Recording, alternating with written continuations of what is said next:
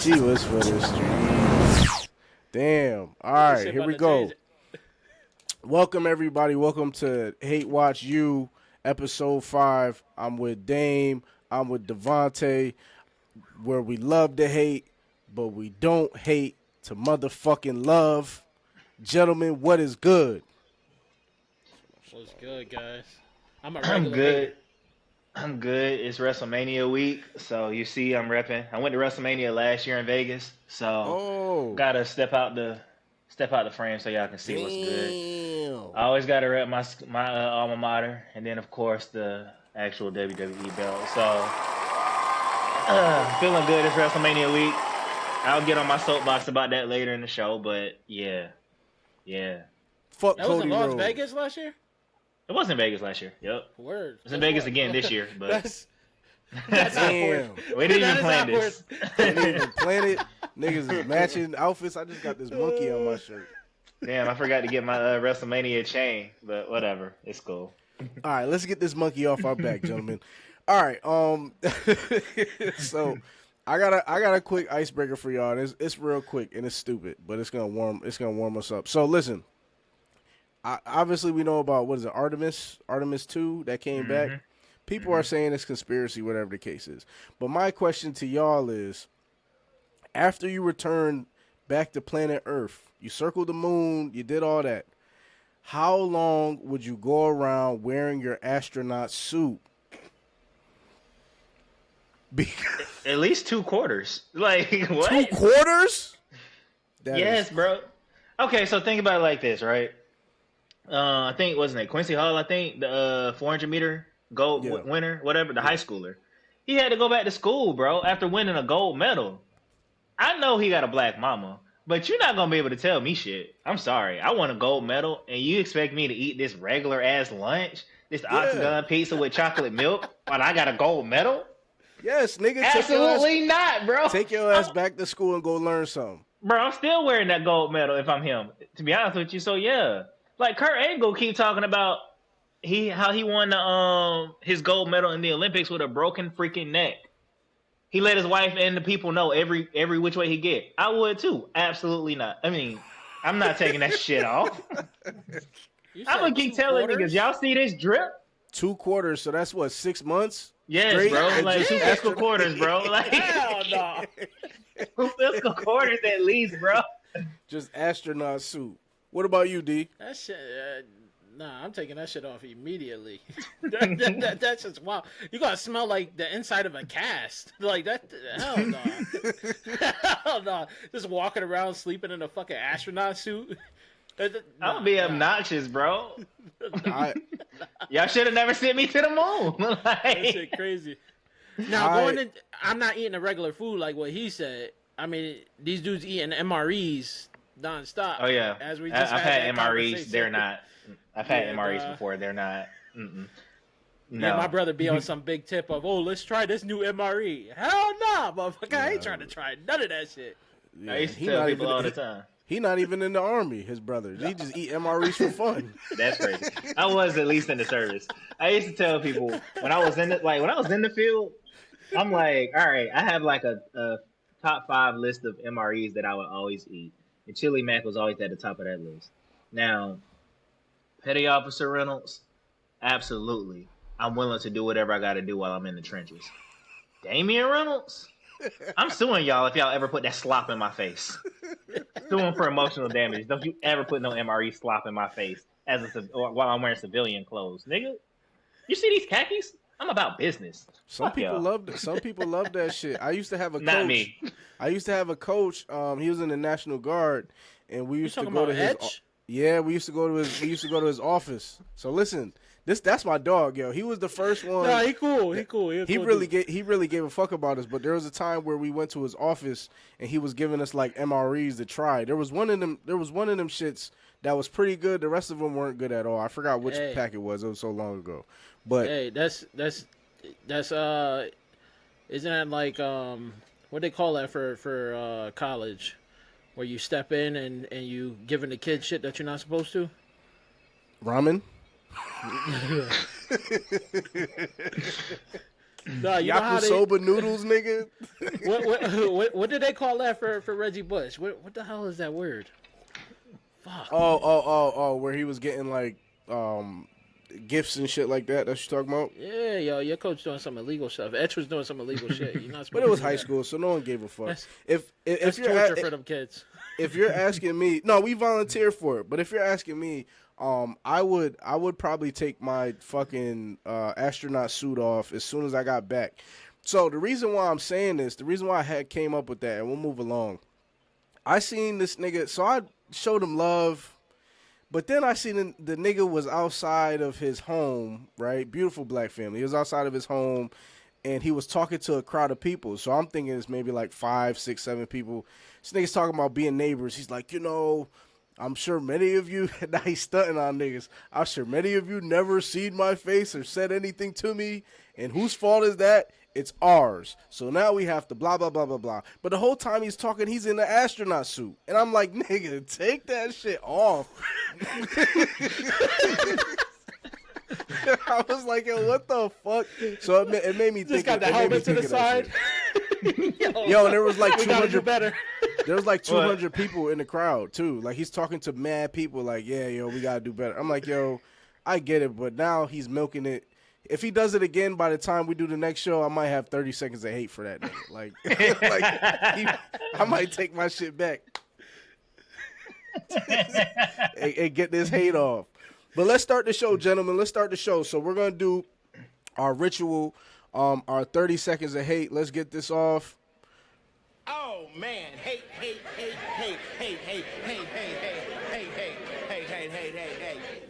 Man, you corny. All right, so we're gonna get this 30 seconds of hate off. And with that being said, they flipped coins earlier, and Dame is going first. 30 seconds is on the clock, sir. It's on you. So, y'all know I'm all about Georgia, right? And this past weekend, we had the Masters. Fuck Rory McIlroy. Because he went on camera and he admitted that he spent 2 to 3 weeks before the Masters just playing at the Masters just to get an unfair advantage. Like, bro, you won last year. That should have been your advantage. Now, I get it. Scottie Scheffler is the best golfer in the world still. And he almost had you shook. But you a corny motherfucker for doing that shit. That's all. Do you not chalk that up to dedication? That's not dedication to you? Scottie Scheffler was okay. Drunk. Let me back. Well, oh no, Playboy. So Scottie Scheffler. Well, let me backtrack. I tweeted this I woke up on Saturday morning. I didn't watch the first 2 rounds. So I woke up on Saturday morning. I looked at the leaderboard, and Rory McIlroy he was minus 12, so he had like a 6-stroke lead ahead of whoever was second. And I was like, wow, he's hooping like this. That's crazy. By the end of the day, Cameron Young had a 1-stroke lead over him. I think it was like minus 13, or it was minus 12 to minus 11, whatever. Either way, so I'm like, what was Rory doing? Right? Is what it is. Exactly. That's what he does at the Masters. Is what it is. Then I'm watching on Sunday, and Scottie Scheffler came back from like 5, 6 strokes back, and that whole 17 for Scottie Scheffler, he was a birdie away from sending it to a playoff with Rory McIlroy.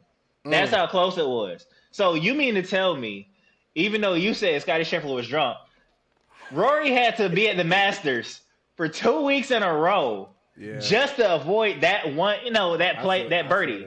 You see what I'm saying? So nah, bro, like, you're corny for doing that shit. Congratulations, gotta give credit where credit is due. I can imagine how hard that is to do back to back. But Scotty had you shook, sober or not. That's a valid point. And Scottie Scheffler's American, right? Yes. And Rory McIlroy is Canadian? Northern Ireland. He's Northern Ireland. Okay. Yeah. Not like us. All right, D, you're up. 30 seconds is on the clock. Let's go. All right, my 30 seconds is going to President Donald Trump or whoever's president that is. First of all, we talking about these MREs earlier. This dude literally had DoorDash deliver him McDonald's. First of all, I want to know if he has some type of connection or if he has like some type of stock in McDonald's. Because why is he serving athletes McDonald's? He getting DoorDash McDonald's? Like, you're the president. This shit makes no sense. This guy's a fucking lunatic. We're literally being Wild Coyote and he's Roadrunner and just meeping us the whole fucking time. This guy's a joke. So can I say something that I thought adds to this point? And I got to do my work show, but I thought this was hilarious to your point. Over the weekend, while they were trying to have peace agreements with Iran, supposedly J.D. Vance was there. Donald J. Trump was at a UFC event calling Paulo, I don't know his last name, but he's the Brazilian dude. He won. He's like, oh, my God, you're so handsome. In my head, I'm like, hold on. I saw that news on Monday, and I'm like, hold on. This nigga was just like, he was just at a sporting event while the world is in shambles, and you send your vice president over there to do the dirty work. And we know how certain countries feel about sending your vice president to trade agreements is a big, so this dude is a clown, bro. I feel that. Yeah. I mean, how many times do we got to go through this shit? You know, like, at a certain point, this dude is a fucking lunatic. Like, how many times do I have to tell you, old man? Yeah, this shit is fucking crazy, yo. Like, this dude got to be sponsored by McDonald's, yo. Like, and DoorDash. I couldn't find the official yo. commercial they did for DoorDash, but DoorDash did like a official commercial of the lady bagging the food, getting in her car, driving to him, delivering it. It was like a beautiful video. Like, you know what I'm saying? It was crazy. That's right. During the video, he says, "This is not a stage." Who the fuck says that? Like, out of nowhere. This is not a stage event for those who wanna think it's stage. Like, if anybody was thinking that, it's solidified at this point. Dog. You're looking right at the camera saying, "Yeah, this is not stage." Yeah, this will throw them off their scent. This guy is crazy. Yo. All right, here you go. I got 30 seconds for y'all. Here we go. All right, so my first 15 seconds go to the NBA playoffs. I remember a time where you could turn on the TV anywhere in America and you'd be able to watch a game. Now, games are on Amazon Prime, Netflix, wherever the fuck they send them. It's so terrible. I think they need to get back to the TV deals, and I'm sorry, TV, that we abandoned you. Last 10 seconds is for traffic. I don't understand how there's a thing called traffic when the roads go forever. It's always one or two fucking idiots that cannot fucking drive. It doesn't make any sense. Let's get the fucking show started. That shit be pissing me off, bro. Yo, that shit be pissing me off, yo. I want to say to the people watching, I know we're only in episode 5, and this is still, something we're trying to find our footing. But I like, and I'm biased because it was kind of my idea to come up with it, but I like that it adds to the fact that we never discuss what we're going to hate on. So every time we're talking about, oh yeah, I got 30 seconds to get this hate off. I'm like, wait, what? That's you decided to hate on? But I live in a city now. I don't want you ATLians and New Yorkers and LAers and Chicagoans and Houston people coming at me. I live in Charlotte. But it's still a city with traffic for no reason. That's all. Yeah. So I just never understood the concept of traffic when they made roads. Like, that's one of the world's, they talk about like the pyramids, like the greatest phenomenon, just like the pyramids. And for me, it's the pyramids, the ocean, the planet, the solar system, and roads, bro. And it fascinates me that people can be stuck in traffic on a road, on a highway, like roads with stop lights and shit, whatever. But a highway with no stop in sight. There's literally, like, if I take I-95, that shit will take me all the way down to Florida. I don't understand how there's not enough space on the road, even if they're doing fucking construction, to where there is no traffic. Doesn't make sense. Construction is a whole nother fucking deal. It's truckers, actually. Now that I'm saying it's not truckers. It's It's not truckers. Yo, you know what? Connecticut. See, like, I got a lot of hate for Connecticut, even though Me too. That's why I'm not doing I love it, but I hate it. Connecticut does fucking construction during rush hour. That shit Yeah. makes no sense. They don't Yeah. do it during the fucking nighttime. They be like, you know what? Everybody's about to get out. It's like 4 o'clock. Let's start setting up these cones now. Mm-hmm. Let's turn this fucking 4 lane into a 1 lane. Man, that shit drives me nuts. A 20-minute ride done turned into a fucking 2-hour ride, and you just sitting there just watching these guys drive on a truck, dropping cone by cone by cone, just kind of like looking at you like, yeah, that's what you get. Look at your ass just sitting there. Yeah, I fucking kind of hate that too. Fun fact: when I used to work at Amazon overnights, I would get out of work at 5 o'clock, and I would start to make my way home, and it'd be like 5:30, and that's when they would start to put out the shit for construction. Not before I went to work, not in between those hours. Niggas was outside doing that bullshit. You ever drive a manual car? Hell Like no. a standard? Bro. No. So I drove a standard truck, high gear, low gear. You know how fucking strong your leg has to be when you sitting in Boston traffic and you just constantly that shit's so fucking annoying, man. That's like the goddamn the trucker Olympics right there. If you could do that shit, you could do fucking anything. I can't imagine driving a truck standard. All right, let's listen. All right, so here we go. So this segment, we're gonna keep warming up. This shit is called What the Tuck, right? Where we bring you just stupid fucking clips that have to do with sports. The gentlemen react to it. I present it, and they give their genuine reactions, quick pops, and then we'll get to our beginning of the show. But so first one is this, right? First, because I'm gonna try to do 3, and they're always quick. I'm officially on the time too. Here we go. I'll start that bitch. All right. So listen. So first clip, Lenora Sellers' father. I'm gonna pull it up here. And before I even go further, can anyone guess what Lenora Sellers' dad's name is? Anybody? Leroy? That's right, you guessed it. Norris Sellers. So Lenora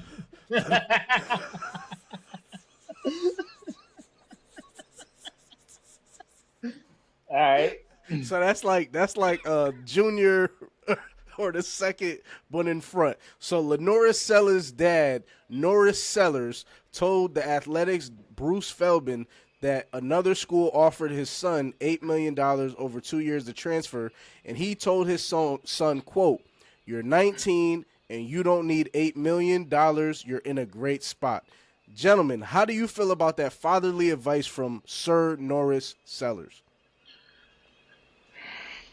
You go ahead. You the dad. You go ahead first, bro. I mean, yeah. I mean, I think it's just sabotage, man. You're sabotaging your own kid. This shit is wild. Didn't we see this play before where a dad like came out and was like basically trying to dictate standards to their kid in college? Yeah. Saying, well, I mean, yo, know your role, bro. Like this dude trying to get you out the hood. You trying to like drag him back down. This dude, what's his name? Norris. Norris is long live the king and letting his son go. That shit is crazy, yo. Like I don't understand that. I mean, I would never do that to my kid, but you know, I don't think my kid gonna be no football player either, though. So, Dame, that's another story. When I graduated college, I had 2 job offers. One, and I was seriously considering staying in Georgia, where I'm from. I mean, it's a state I knew, and I was like, it was probably like a done deal. And then Mickey Mouse was like, "Hey, we're gonna offer you some real money, basically, some real benefits. Like this is what we're gonna do."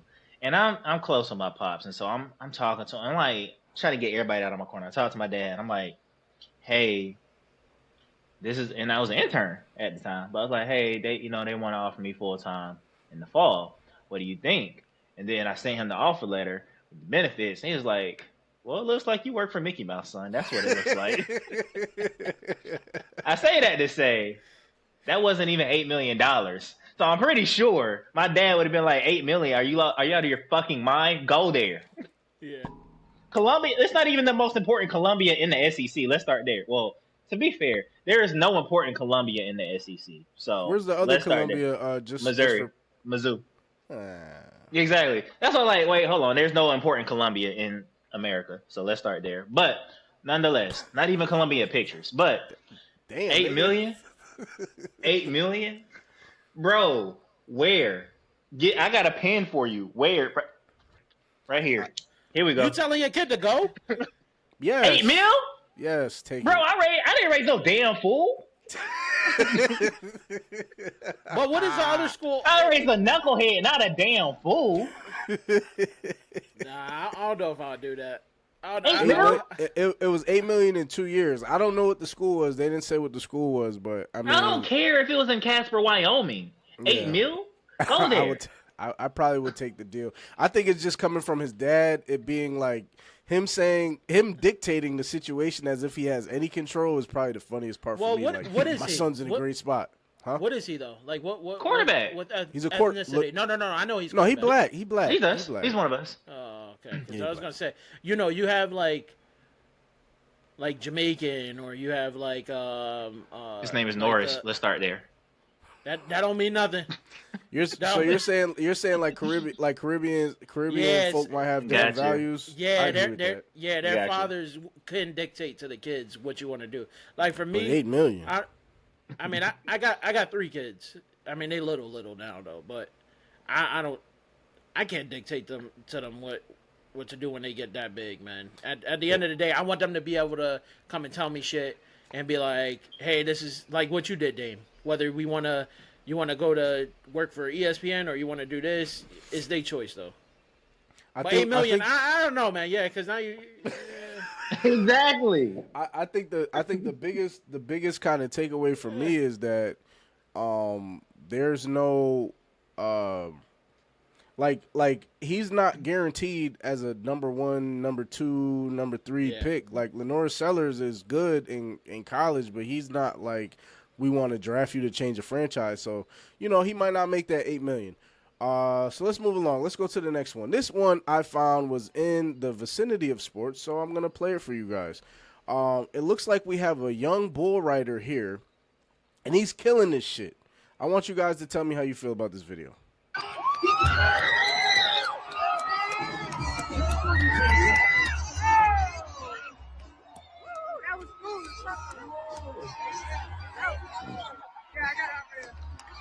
Oh my god! Oh shit, this nigga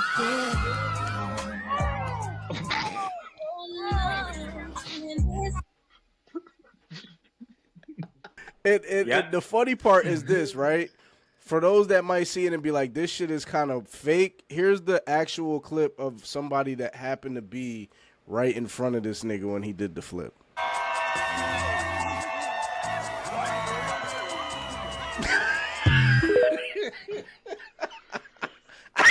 I guess. All right. I guess So for the listeners, y'all did not see my face. My jaw dropped to the floor because this man did a Lambo leap-esque into the crowd after he got kicked off the horse, and then the horses they did not hold theirs. Like they ran him over. So I just don't understand how you didn't see all them big ass horses, bro. I think he got a little too big for his bridges because he beat the buck. He beat the buck. You know what I'm saying? He beat it, but nigga, he just wasn't really thinking like that. D, how you feel hit about a that? moonsault, and then it was over for them. Go ahead. that shit wild, bro. He got stampeded. I got stomped out by the horses. That shit's wild, yo. I survived a bull, but I can't do it with a horse. That shit crazy. Yo, whoever was riding those horses, they do not like him. They did that. They do not like him, yo. He's done this shit one too many times. This nigga's like, what's Home from the Temptations that they had to kick him out the crew. David Ruffin. he was David Ruffin to the bull riding. Y'all that's them looking at him out the window. Right. Maybe they thought it'd be cool if the horses run by him while he's standing on there and it's like a good shot. But the worst part is that they probably didn't think he was gonna jump. Or to your point, they're like, nah, this nigga, we're sick of his shit on the tour. He's doing too much of this shit.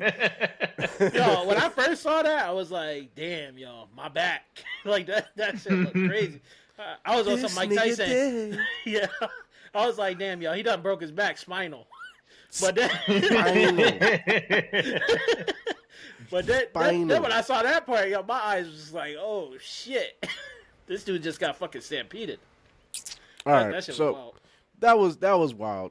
But my last clip for today, I want you guys to look at this. I'm gonna read this first, and then I'm gonna play the video. All right, so you know what? Actually, I'm just gonna play the video, then I'm gonna read it because I want you guys to give me your genuine reactions to this. Me personally, before, because I seen it, I'll tell you straight up, I don't give a fuck how this is. This is bullshit. But let me go ahead and play this video for y'all. Here we go. It's been a dream of mine since I was young. I mean, when I was 19, 20 years old, that was the goal, to play college football. When I was 35 years old, I was going to try for Maryland Terps. We had a fifth child come along. When I was 40 years old, my mother died. At 50 years old, I had stage 4 kidney cancer. So here I am at 60. And I said, why not? He's getting old. Yeah, he's getting old. This man's what, 21, 22? 22. He ain't old. He's not like you. I get it. I get it. I honestly thought like he was just coming out here to coach. I thought we had a new coach. I think it was the next Thursday he had came out. He was out there in the gear. I'm like, wait, we got a player. He told me how old he was, told me a little bit about his background. I've been excited ever since. I don't want to just be the oldest guy on the field. I want to be the best. So for the people that are listening, a gentleman named Tom Green, heartwarming. Tom Green is a 60-year-old cancer survivor pushing the dream of playing college at McDaniel College as a walk-on defensive lineman. After beating stage 4 kidney in 2017, he decided to enroll at McDaniel College as a full-time student. Green will be the oldest person to ever play CFB. And for those who need his stats, Tom Green is in his first year of college. He's 6'1", 245. His major, undeclared. Gentlemen, how do we feel about this?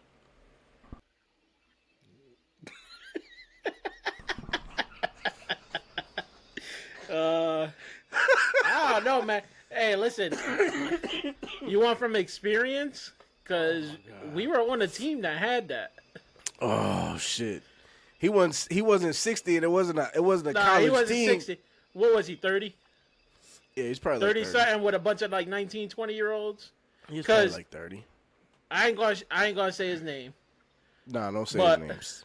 But when I first saw him, I thought the same fucking thing. Oh, this a new coach. They got more coaches. Until I saw him come out in some pads, and sometimes that shit don't mix well. You know, you can't have young people with older people, because older people think they know everything. Young people, they just want to go hit shit, and they don't care. They live life in a different style. I mean, kudos to him if he wants to go do it. I think this is just a story to get fans in the building. That's it. Yeah, that's. Dame, how do you feel about this 60-year-old gentleman, his first year of college, being able to play college football? Well, first and foremost, his number was 75, and that's how old I thought he was until you told me how old he was. But secondly, I'm at the Y. I'm working out about a year or two ago, and I had just turned 30. And I'm doing box drills. This is a leg day. I don't skip leg day. I used to run tracks or whatever. I'm doing box drills, so I'm like, I still got it, right? And I was too lazy to move the boxes. It was a 24 and a 20-inch box, and they were just on top of each other. I was like, I can jump this 48 real smooth, whatever. And I did. But my knees were at what cost? Because my knees told me, if you want to jump like this again, you're not going to jump for joy even for the rest of the year. I had just turned 30, and I was just jumping. And this man want to play football with some adolescents. Absolutely not, bro. That man twice my age, literally. And you want to play football with some adolescents. Kudos to beating cancer and all that and following your dreams. I'm just giving perspective that if at 30, my knees was like, nah, let's not do this again. You want to go hit full speed? Yeah. Imagine getting out of work, bro, and then decide you got to go blitz the A gap, bro. Absolutely not. Yeah. Absolutely not. I'm an accountant over there. I'm an accountant over there. Gotta go rush the edge, bro. Absolutely not. Okay. No, thank you. I saw this and I was laughing because I don't feel like you should be able to play college sports after a certain age. Maybe I'm being ageist, but 60 is not, dog. And like at this point, you gotta find a different hobby. Play Madden. There used to be, I think, I think in Madden. Create a Excuse me. player. I think in Madden they allow you to be defensive lineman. I just don't understand. Like you beat all these things, you beat cancer, you beat all these things, and then you want to go and play college football. And the fact that he's even able to get that opportunity, shame on McDaniel's College for that, because they must be really, really ass to the point where they need publicity. Because shame on them. That walk-on could have been a student that went there to be a walk-on, not some old nigga that had a dream of playing college football. I'm sorry, but that was some bullshit. That was some bullshit. That was some bullshit. I see that shit. Like Everything ain't gotta be for everybody, yo. That is garbage. all right. So we're gonna move along. Gotta reset my timer here. But gentlemen, as we know, the WNBA happened, the WNBA draft happened last night. For any of those people that are interested, number 1 overall was Miss AZ Fudd. Olivia Miles went second. Awe Pham, not really familiar with her. Lauren Betts, Gabrielle Jaquez went to the Chicago Storm. Kiki Rice went to the Toronto Tempo, which I forgot to say last week, but y'all didn't correct me because I said the wrong. I said the wrong expansion teams. I said like Cleveland and Seattle, but it was really Toronto and Portland are the 2 new teams that the WNBA added, and they added Flau'jae Johnson at number 8 and Raven Johnson at number 10, which for those who may or may not remember, that was the girl where Caitlin Clark waved her off. Let that shoot. She can't do it. So now they are officially teammates. Do you guys have any thoughts about the draft? Any picks that you thought would were good? And I also want to propose to you guys something after your thoughts. All right. Me. when I do my, I'm trying to work on my closing thought, but somebody got to speak. God damn it! All right. So when I and it's shame on Dame because Dame should have been the first one because I know Dame doing the Brady Bunch. He was like, "Nah, it's your turn." Honestly, but go ahead. Holy shit. So honestly, what I was just trying to look up isn't yes. Yep. She's on the wings, right? Go ahead, say it. Yep. Go ahead, say it. Yep. Say go it. ahead. Because that's why we here. Yeah. That's why I pointed. Because I'm like, I got the thoughts. Go ahead, say it, dog. So Paige Beckers is on the wing. So there's something about this WNBA shit that I noticed. Did you guys realize that there's about maybe 7 schools that had teams drafted? That's it. Hold on. Before you go further than that, I think you missed the point. You was making a point, but I think you missed it.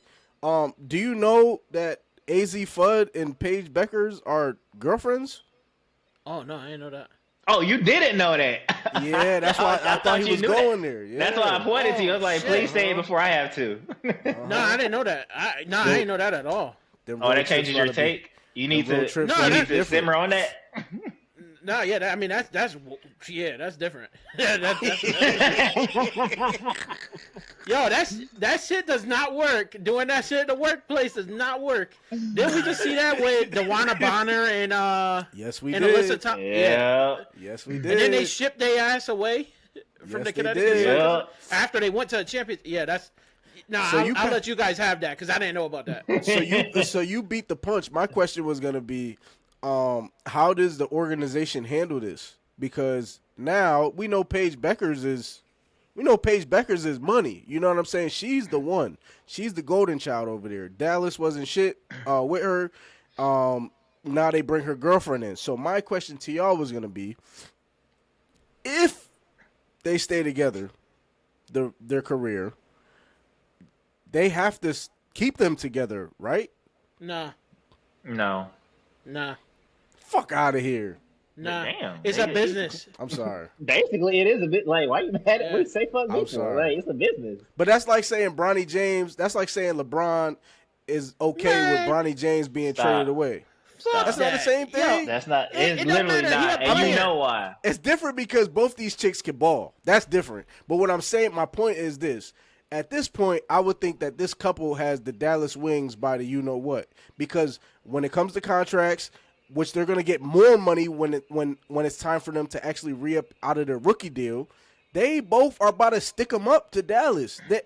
Or they both move together. I can't imagine that you get your girlfriend drafted number 1, which she's deserving of, and y'all don't stick them up together. That's like Bonnie and Clyde right there.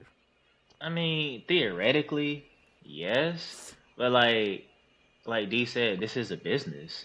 I mean, Doc Rivers shipped his own son out. You see what I'm saying? So if you're not producing, then like at some point somebody's got to go. Oh, y'all distracted because y'all giving googly eyes when you're supposed to be running a pick and roll.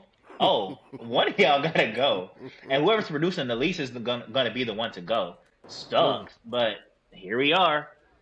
Now, for morale for your franchise player, like, yeah, it's great. I get it theoretically. I mean, to make a lateral analogy, sort of, kind of. Joe Burrow? Look, exactly. Joe Burrow, Jamar Chase. So, you see, picking up what I'm putting down. So, it theoretically, it can work, right? You know, and then look at the Knicks. You have all those villains. Well, hold on. Can I stop you for a second? Go for it. Because are the Bengals actually working? Yeah. Yeah. It's a Super Bowl. Yeah. What the fuck y'all mean? Yeah. Them niggas, they've been to one Super Bowl, and they got to stop. And this ain't the football segment, but we got to stop that. They got to one Super Bowl out of however many years, and they didn't make the playoffs since.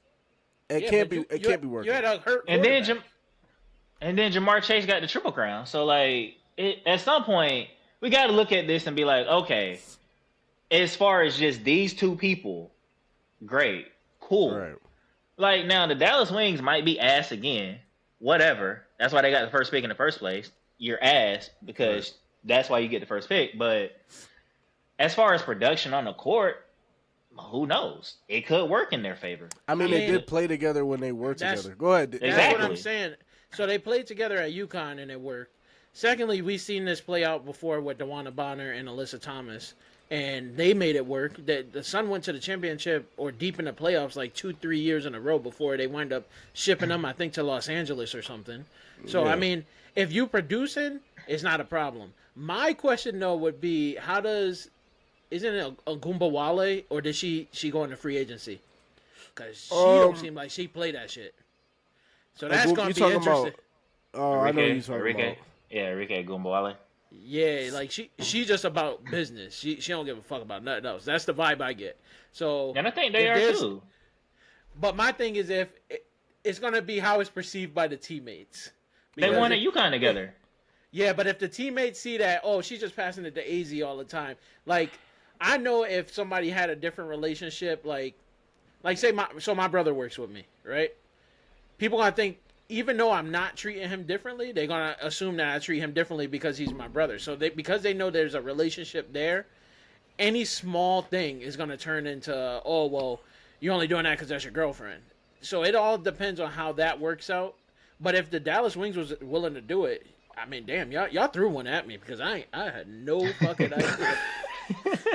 Okay, I'll put it like this: why you still trying to figure that out? Okay, so think about it like this, right?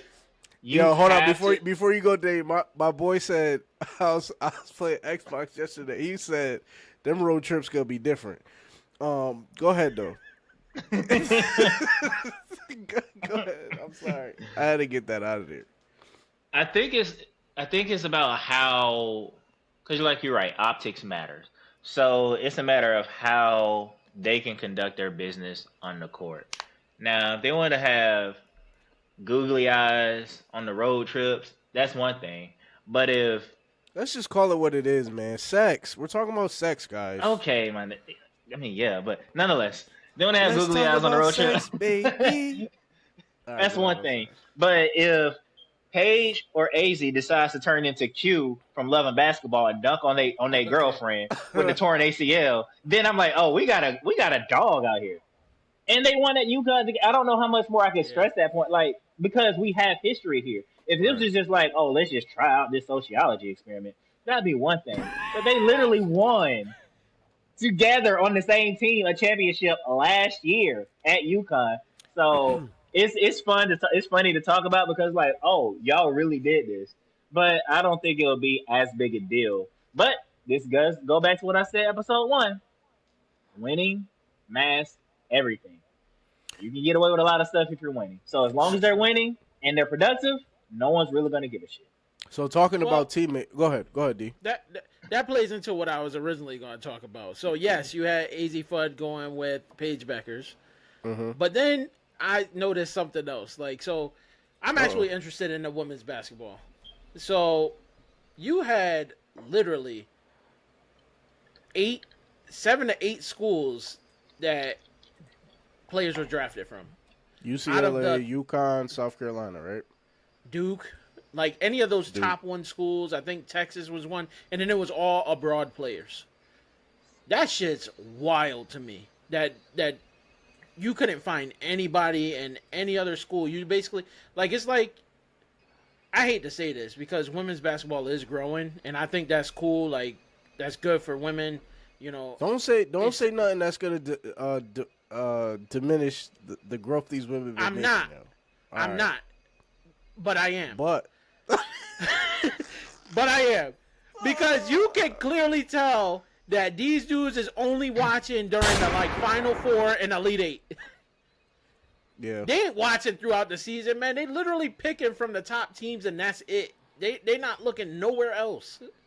Green rises to the top. Yeah, I mean, and if you're a WNBA team, are you really watching? Like, come on, you're watching South Carolina, UConn, UCLA, Duke, maybe Notre Dame, TCU. You know, you're not watching. What about like one of these good players from like Maryland? So let me bring something up. Last year, a girl from UConn that was a bench player fucking got drafted before somebody else. Oh, you talking about the white shorty? No, she's like Asian. Oh, I thought you were talking about the shooter. I forgot her name, but she was a shooter. Actually, she went to TCU. But anyways, that's what I'm saying. That shit's wild though. Like, you got a bench player that doesn't play really, that got picked before girls that actually start. Just because of the school she went to. You got to actually think about the game that some of these girls play in college that will translate to the WNBA. You know what I'm saying? A lot of them, from what I've seen, are system players. Spot up here, run the play here, but they can't create for themselves. One of the girls that I thought super dope, even though they got blown the fuck out, which is going to lead to my last question for y'all, was Olivia. What's her name? Olivia Miles. Olivia Miles. Yo, I was watching her game. Oh my god, she's nice. She is nice, and it kind of sucks that she went against UConn because she couldn't do shit, and her team ain't shit. But herself, she's gonna be a fucking hooper in the WNBA. Like, she's gonna be dope. Granted, I was watching the draft. I saw she gotta fix her style a little bit. The nerdy with she looked like a character from Bully, like the game Bully. She gotta fix that up a little bit. But her style, kid, she's fucking fire. I want to follow her, which is where I'm gonna ask you guys the next question I have. Do you guys have WNBA teams? I did. I'm all Georgia everything, so I'm in. You're Atlanta Dream. Y'all just got your girl I know, too. Shut up. She gonna be in Magic City at some point. Promote her. Shut up. So you're Atlanta Dream. You're out of here, right? So you're rooting for Atlanta Dream. D, I think we should pick a team and follow them through the season. See how they do. I'm going with the Minnesota Lynx, just because I want to follow this girl and see and watch her game closely. Again, I'm not a college nigga, but I like watching WNBA, NBA, MLB. Skip the amateurs. Like watching J. Cole and as a Monkey King. Skip the amateurs, right? And that's my nigga. But I'm gonna follow the Minnesota Lynx from now. You heard it here first. I'm a Lynx fan. D. Yeah, I was a Connecticut Sun fan, but you can put on the sad music. I got you.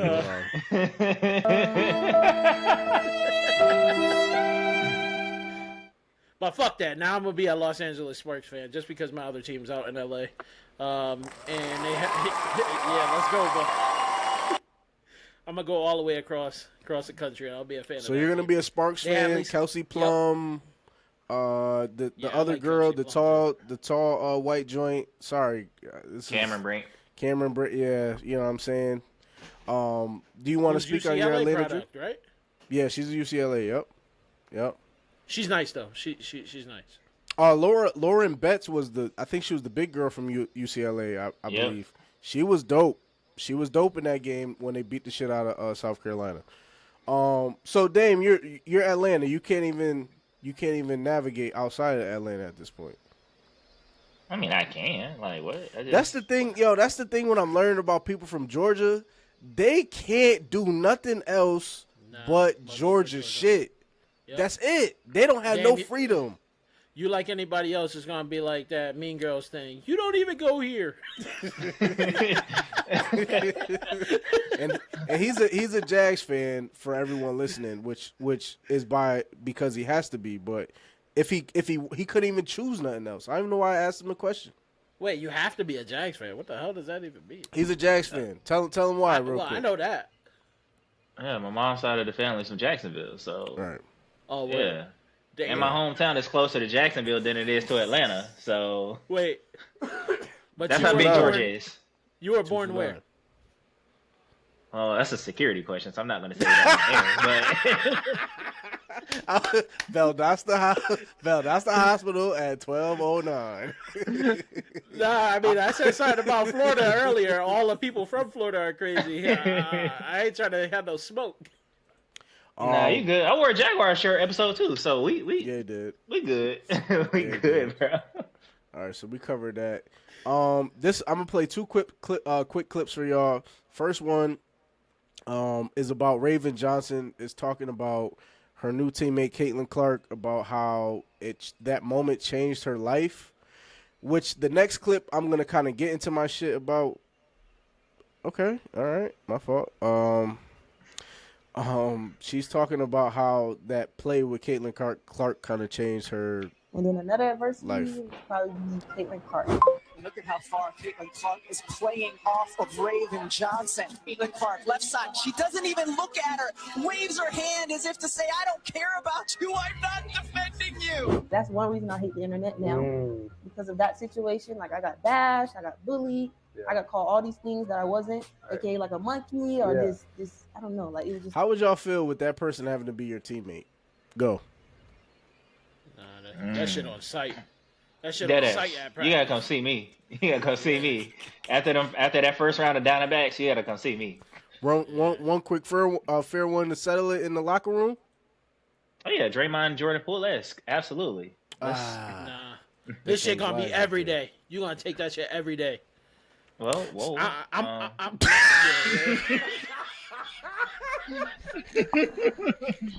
I like the enthusiasm. I just don't like the verbiage. Slow down, champ. Slow down. Whoa, calm down, Jamal. Don't bring out the knife. All right, so this clip is kind of it's kind of where I want to end this because we officially hit our 15 minutes. So this is a clip of Kathy Engelberg. Kathy Engelberg. She's taking questions from a reporter. One that most people would say is very Damien-like. And the reporter asked the question. You want to hear how it sounds? Here's how it goes. Penny with the New York Post. Adam Silver was asked last month about just your future as the commissioner of the WNBA, and he said he didn't know what you wanted to do. So I guess I'm just curious, like, how much do you want to stay the commissioner of the WNBA? How much longer do you anticipate to be in this role?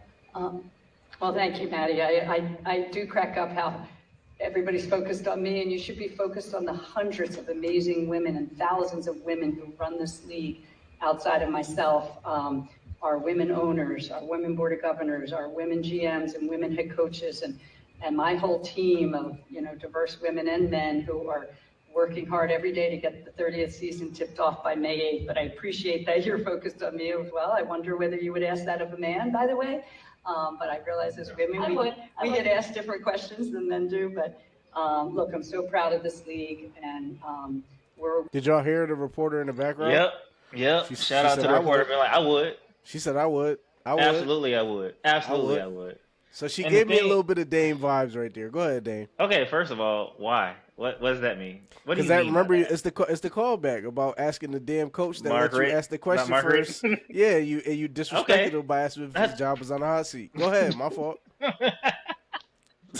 All right, man, you got it. But no, I'm glad the reporter was like, I would for sure, because what Kathy does not understand is I just need you to go on my timeline alone and see what people are saying about Roger Goodell and Adam Silver on a weekly basis in the off seasons. Comes with the job. Not even during their season. During the off season. Rob Manfred, they on his ass about the ABS and the extra shit. Yeah. Yep. So yeah, would you ask him? Yeah, well, not we, but people definitely are like Roger Goodell's ass.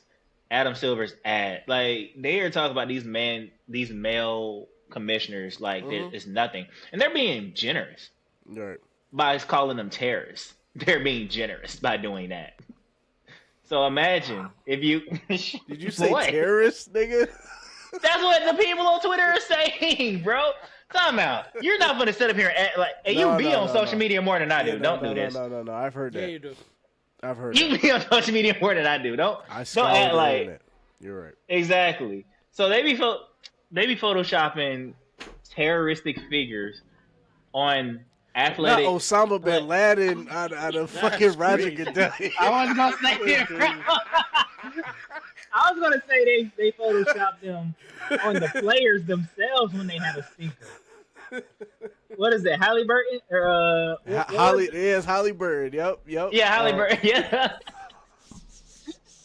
And what was it, Shea? Yeah. And it's the George Bush. He's like, sir, they hit the first. Sir, they hit the second ACL. Yo, bro, this is just a random Tuesday at 2 p.m.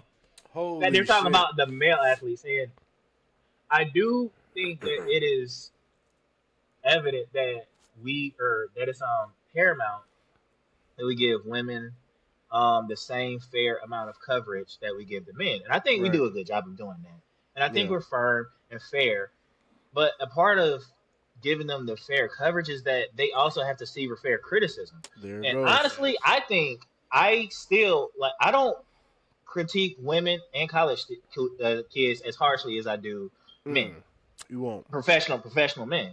Because you still have to have some sort of grace, some sort of softening of the blow. Now, Kathy can be like, oh, I don't know if you'd ask the men that question. Please, once again, go to my timeline and see what people are saying about all the male commissioners. Oh, they're saying worse. A lot worse. You got off scot-free by her asking, oh, where do you think we should go from here? People are mad about overseas games. I mean, hell, Trey just said in his 30 seconds about TV and all the places we got to watch the damn NBA playoffs. So fuck you, Adam Silver. You see what I'm saying? Let me stop you for a second because she made a good point. She made a very good point about some of the harsh criticisms that were a part of their new CBA. She was saying because I guess housing is in the new CBA, and she was saying I thought giving more money. So this is where it's like a mind fuck, right? Because in that little clip, she's like, well, would you treat me that way that you would treat men? But in the same breath, she was the same person that was talking about how I don't think, basically saying she doesn't think housing for these athletes is important because we're paying you more money. So you should be figuring out your own housing. So it's like I guess it's no fun when the rabbit got the gun, right? Like it's no fun when you're sitting at the negotiating table and you're telling them I don't think we should be paying housing for y'all, which I agree with. Y'all niggas professional athletes, figure it out. But now you're asking a question and it's oh, okay, well, I don't think, I go ahead, D. I want to say it. I'm right there, but I can't say it. It's offensive. I mean, I feel the same. I feel the same way. I don't really. That's have the much... shit. I'm sorry, bro. That's the shit. I gotta get it out. You didn't have. Bro, it is. Go ahead. I'm sorry. Go ahead. We all could read between the lines on that one. Damn. I ain't really got much to add. I mean, y'all hit a lot of the good points. Let me write my notes. Definitely have to take criticism. I mean, Roger Goodell gets booed the minute he steps anywhere. So I mean, the draft is in 2 weeks. He's gonna get booed. No matter where he goes. No matter where he goes, and to be honest, I think, in my opinion, the NFL's done a pretty decent job over the last few years navigating through like muddy waters, especially when you had the ref CBA deal that needed to get done, and you had the NFLPA deal that needed to get done. She's dealing with some controversy right now because of that new CBA agreement that they have. As far as the housing, I definitely agree. Come on, man. I mean, they can't provide housing for fucking war veterans that come back, but these women that's making now what 100,000 plus or whatever are saying that they can't afford housing. That to me, that's wild. I can't co-sign on that one. So, I mean, I think you guys hit it. Take us home. Take us home, so we go to the next one. Got you. So I think to reiterate, it's evident that we do actually watch these women play, right? And because we watch them, we also are going to criticize them when it's time to criticize them. Now, I think I went a little soft on the women players last week when we were talking about the Final Four, right? Madison Booker, great player. But the only thing I said was she built a house. That was the nicest way I could say that. Now, had that been one of my favorite NBA players, absolutely, I would have been a lot worse about saying that. We didn't talk about how Sarah Strong and AZ Fudd combined 7 for 31 shooting in their semifinal game against South Carolina because Gino and Don, I mean, the narrative was about them. And even though I did show love to UCLA women after the fact, like in my 30 seconds of love, it's just still like, hey, it probably would have felt a little too harsh to talk about the women who also put up stinkers. Yeah. Because they were also good as well. Yeah. But in this regard, it's the you cannot have it both ways. Two things can be true. We do like that the women's game is growing, but there are also going to be some times that breaking news. Charlotte Hornets win 127-126. They beat the Miami Heat in overtime. Miles Bridges clapboards on the go-ahead bucket from the Davion Mitchell, and time expired. Go ahead. Okay. All right. Like well, I my guess I got Woj bomb in there. I do. I guess I also felt like I was on Hot 97 and you was about to hit us with a Funk Master Flex original, but I fuck with that too. But no, like, yes, I'm all for watching the women's game and all of the sports I've watched my entire life. Because I'm watching this shit, you're also going to get criticized. Yeah, you have to. I mean, the name of the show is called Hate Watch University, and I'm an equal opportunity hater. I'm Damian Reynolds, and I approve this message. So, my dog. And I will be at the Hive this weekend since the Hornets are going on to another game. So I'll be on Ticketmaster and let them rob me too. Oh, now you're going to the game. Nigga, I had to work tonight. Oh, that's true. You're not exempt. So moving along, so that was a crazy play. We'll move to the next topic because the next topic is NBA anyways. But LaMelo Ball actually scored the go-ahead bucket, and Miles Bridges clapboard on somebody for the ending bucket. And we know that nigga Miles Bridges could do two things. He could jump, and he can what? He can what? He can. Okay. He might have been. Nope, that's all you. I'm not touching that one. I got my notes. All right, so we're gonna move along to the NBA.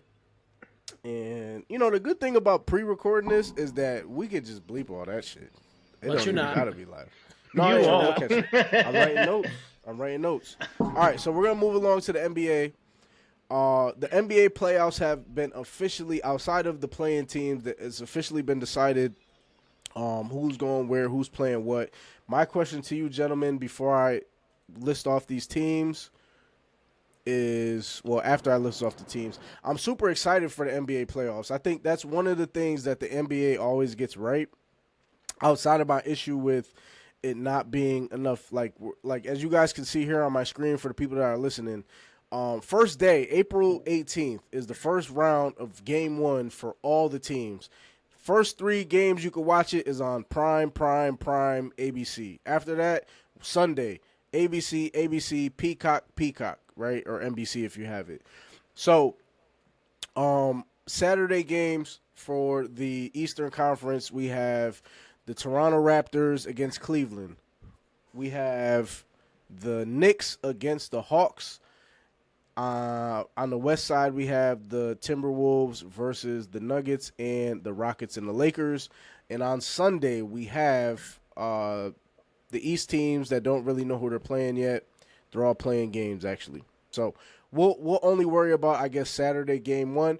But is there any game on this game schedule that you're excited for? A series that you're excited for? Talk to me. I'm excited for Rockets Lakers. I know it's not prime KD and prime LeBron like we, would have gotten years ago. Right. But there's still some pride to be had there, I think. And no Luka, no Austin Reeves for the Lakers. So, we got to depend on both LeBron Jameses to carry them to the. That's that nigga name, bro. Both LeBron Jameses is fucking hilarious. Okay, that's what his dad named him, but nonetheless, bro. That is fucking comedy. Holy shit. But so there's a couple layers there. Seeing if LeBron James Sr. can, carry his magic once again. And the narrative is going to be, if he does it, then great. Right. Oh my gosh, he's the greatest to ever do it. If he doesn't, well, he's 41. Who cares, right? On the flip side, KD is my favorite player. But he did get caught. He did get caught lacking in them burners the other a couple months ago. Or he was talking about how he really felt about his teammates. Yeah, cocaine bear is crazy, but nonetheless, which is not normal. Like, you still got all this energy in double overtime, and nonetheless, He really hate them niggas. That's what it sounds like. He really, and so I don't know. That's a lot to overcome, bro. Like, your own team and the opponents. Right. Yeah, that's a lot to overcome. So I'm excited to see. I know it's two legends, two first ballot Hall of Famers who going at it again. Hopefully, no injuries. Hopefully, it goes 6 at least. So you got Lakers, Rockets. Who do you got, D? I got. I like the same. Oh, I'm sorry. You have Dame. You have the Rockets winning in Game 6. Yep, Rockets in 6. Okay, Rockets in 6. Got it. So my favorite matchup too is the Lakers Rockets. Just obviously, two superstars, but I mean, I'm kind of interested for the same reasons that Dame is, but I don't like KD at all. Like, I can't expound. I mean, you left OKC to go join a team that beat you. I can't co-sign on some shit like that. Like that's fair. I've not liked him ever since then. When he played for Texas, I liked him. When he was with OKC, I ain't have no problem with the dude. But then, all of a sudden, you go join a team that you lost to, that you should have beat, to be honest. So you're saying he's a bus rider, not a bus driver. I mean, let me. Okay, he set up a super team, right? He set up a super team in Brooklyn. What happened? Didn't work. Okay, so then he goes somewhere else, and it's the same thing. He went to Phoenix. Didn't work. Yeah, and you had Devin Booker, and that team had went to the championship before he got there. But so you gotta attribute that, D, to the Chris Paul curse, right? Any team Chris Paul was on, it didn't matter if you had God himself. It didn't matter if you was up 3-1 with James Harden, who could score 60 points at the drop of a hat. It didn't matter. Chris Paul was on your team. Chris Paul is cursed. Go ahead. I'm sorry. Nah, I mean, you can say that, but to be on the Brooklyn Nets, you ain't do shit. to be on the Phoenix Suns, who went to the championship, and then you couldn't even get them back there. Then you wanted out of there. So if he can't do it here, those 2 champiomships that he got was carried by the Golden State crew. That wasn't. I mean, you could say, he got MVP for it, but to be honest, he's another one joined a super team, and I mean, I kind of have the same hate for LeBron. LeBron did the exact same thing. He's a good basketball player. Like they're both amazing basketball players. I can't take that away. But you made super teams in order to do something. LeBron actually accomplished what he needed to accomplish, winning those 4 championships.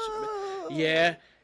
LeBron Kevin went to Durant a super did the team exact. That's what I'm saying. But he accomplished his goal. Kevin Durant went to an established team and won those 2. LeBron built those teams. Kevin Durant, LeBron. You're right about that. LeBron put them together versus it being plug and play. Because when KD went to the Warriors, he got them 2 chips. That was like, he didn't really have to do nothing. You know what I'm saying? I get that. Yeah, and then you wind up getting Kyrie, and you kind of built that team out in Brooklyn. Nothing happened. Then you go to Phoenix, and you try to establish. You go to an established team with Devin Booker, and then nothing happens. And you wind up getting Beal on top of that. And then Beal winds up being an ass all of a sudden because nobody knows how to play with this dude. Where with Steph Curry, he was... Bradley Beal to Kevin Durant's... Bradley Beal's ass. Like, let's be honest. He was ass. He couldn't... Yo, the only reason why he was so good on the Wizards is because he had nobody else. So he got the Chuck. That's all he did. Chuck.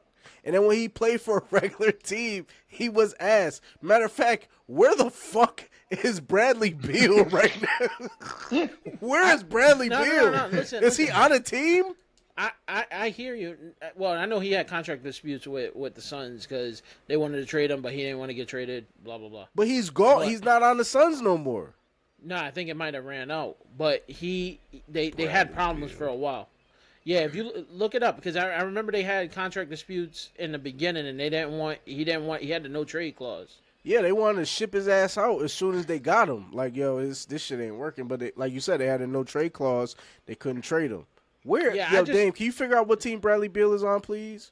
All right, go ahead. I just think that like I said, it's going to be an interesting matchup because you got 2 OGs basically playing against each other. And that's really the star matchup right there.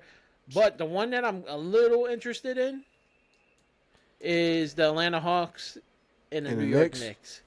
Just because I don't like the fucking Knicks. I hate them. Damn. Like, with a passion. You got pure I can't stand it. Yeah, I can't stand the fucking Knicks. One, I'm a Celtics fan. And the Knicks fans are fucking wild. You know, they made it to, the conference finals last year. Yep. I was so happy when they got bounced out. I'm hoping that they get bounced out this first round because they was rah-rah in this whole fucking time. Oh, yeah. Oh, we going to be number 1 in the East, blah, blah, blah. Yo, you couldn't even get past the Celtics who didn't even have Tatum half the year. So who do you have for the Rockets and Lakers series? And how many games? That's question 1 for you. I don't know because Ayton been playing well. I mean, I would probably say Fuck Rockets. Ayton. Baby hands, bitch. Ayton hasn't been playing bad, but with the 2 with Reeves out and Luka possibly out, I mean, I would give it to Rockets probably in 5. Rockets in 5. Okay. Yeah, LeBron can't take that. And you have to pick. You mentioned Hawks and the Knicks. So who do you have winning that series and how many games? And don't be biased. Give a real. Because I was gonna say 4-0 Hawks, Yeah, but no. crazy. I'll say to be honest, it's probably gonna be the Knicks. It'll be the Knicks probably in like either 5 or 6. But I think the Knicks will take it. You can't trust Karl Anthony Towns either. Jalen Brunson is a dog. Like we know he'll get his buckets, but Karl Anthony Towns, he's like hot or cold. Like nah. I think Karl Anthony Towns, you won't be able to trust him next round. This round, I think they'll do what they got to do. My most interesting series, the one that I'm looking forward to, which this is crazy. I never even started this timer. I'm looking forward to the Timberwolves and the Nuggets. Yo, it sucks that they have to play each other in the first round because when they play each other, That shit is so like they're so great games. I know Anthony Edwards and the boys beat them the last 2 years, I want to say, or bounced them out. I know that they bounced them last year to go to the conference finals, or was that the year before? I'm not really sure. But whenever the Timberwolves play the Nuggets, it's always a great series. If you're asking me, the like, I want the Timberwolves and Anthony Edwards to win so bad, but the problem is this. The problem is that whole team's been hurt. They've been in and out, different lineups throughout the season. I don't trust Julius Randle. That's one. And I don't expect him to show up against Joker. So I think Joker's not going to win the MVP, but I think this is going to be another MVP run. I think they're either going to end up playing the Spurs or OKC, but they're not going to lose to the Timberwolves. And I hope Anthony Edwards turns into Michael Jordan. That's what I want, but I don't see them beating them. I think this is going to go 6 games, and I think Denver has... Huh? You talking about Mike's son? Anthony Edwards? Yeah, Michael Jordan's son. Nigga, he looked... Yo, there's flashes where you watch him play, about that. Yeah. And you're like, what the fuck? And it makes sense to why he don't claim his kids either, because... Leave that alone. Bradley Beal plays for the Clippers, for those wondering. He plays for the Clippers? He has season injury. Damn, nigga, I'm trying to tell y'all. I'm sorry. He has season-ending injury after the November 8th game. Pack him the fuck up. Get him out of here. Oh, wait. Is it fuck that longevity shit, though? Bradley Beal? Nigga here, bro. Nah, for him it's a little different because he, like, when they tried to move him, he didn't want to be moved, and he didn't do nothing. Like I get not wanting to be moved and playing well, but he wasn't playing well. Just move to a different team so we can figure this out. Like, KD would have never left Phoenix if they moved Bradley Beal. It was literally Bradley Beal or Kevin Durant, which is a conversation we should never have about anything. You know what I'm saying? Shit, hold on. All right, so yeah, so I guess you guys kind of already answered that. So obviously NBA, nobody's NBA. interested in Cavaliers versus Raptors. Not really. I mean, the NBA themselves are not interested. That's why they didn't even put that shit on regular television. Yeah, 1 o'clock. That's like when the Texans at 1 o'clock. Yo, that shit, bro. Wait. Is there any way any of y'all could look up how many times Cleveland's first game is always at 1 o'clock? Because I feel like every time they play is always the first game because the league knows Donovan Mitchell is on the team. Oh yeah, they're getting bounced in the second round. It's just like inevitable. They got Jared Allen. If he wasn't so goddamn soft, and if Evan Mobley wasn't so goddamn soft, I mean, they do have James Harden, but that don't help the case that niggas go missing. He's the missing king. He goes missing when you don't even need him to go missing. So I think they'll beat Toronto, but who the fuck cares? Like, they're like the Texans 4:30 wild card game on Saturday, bro. That's exactly what the Cavaliers are. Yeah, like it'll be a good game if you tune in, but if you don't tune in, you're not really missing nothing. This is gonna be a gentleman's sweep. They'll probably win 3-1. They'll win the first 2 games. They'll beat Toronto on the road. They might let them lose at home. They might lose at home 4th game and win in the 5th. Like, it's just gonna be a gentleman's sweep. And the NBA should go back to 5 games in the first round because this shit is too long. I know they won't because of money, but, like, come on. Yeah. It says this is the 4th time this year they've played at 1. No. Like, in the playoffs. Oh. Like the playoffs, because 1 o'clock games are really Sunday games, and they're only Sunday games. But I think for the last, like, 4 or 5 years, they've been playing at 1 o'clock. Because I remember last year they played the Magic, and I know that for a fact. They played the Magic that year, then they played somebody else that year because 2 years ago they were the number 1 seed. They're a tale as old as time, nigga. They're going to be out of here round 2. Ain't worried about that. Yeah, it does say 1 o'clock a lot. Exactly. I might want Nobody want to see that shit, bro. So. Yeah, get him out of here. And obviously Sunday we don't know the teams because they haven't played yet. By the time we come back, we'll kind of know how the first round of games went. We'll probably be on game 2 for Saturday games. So there's that. We're going to move along.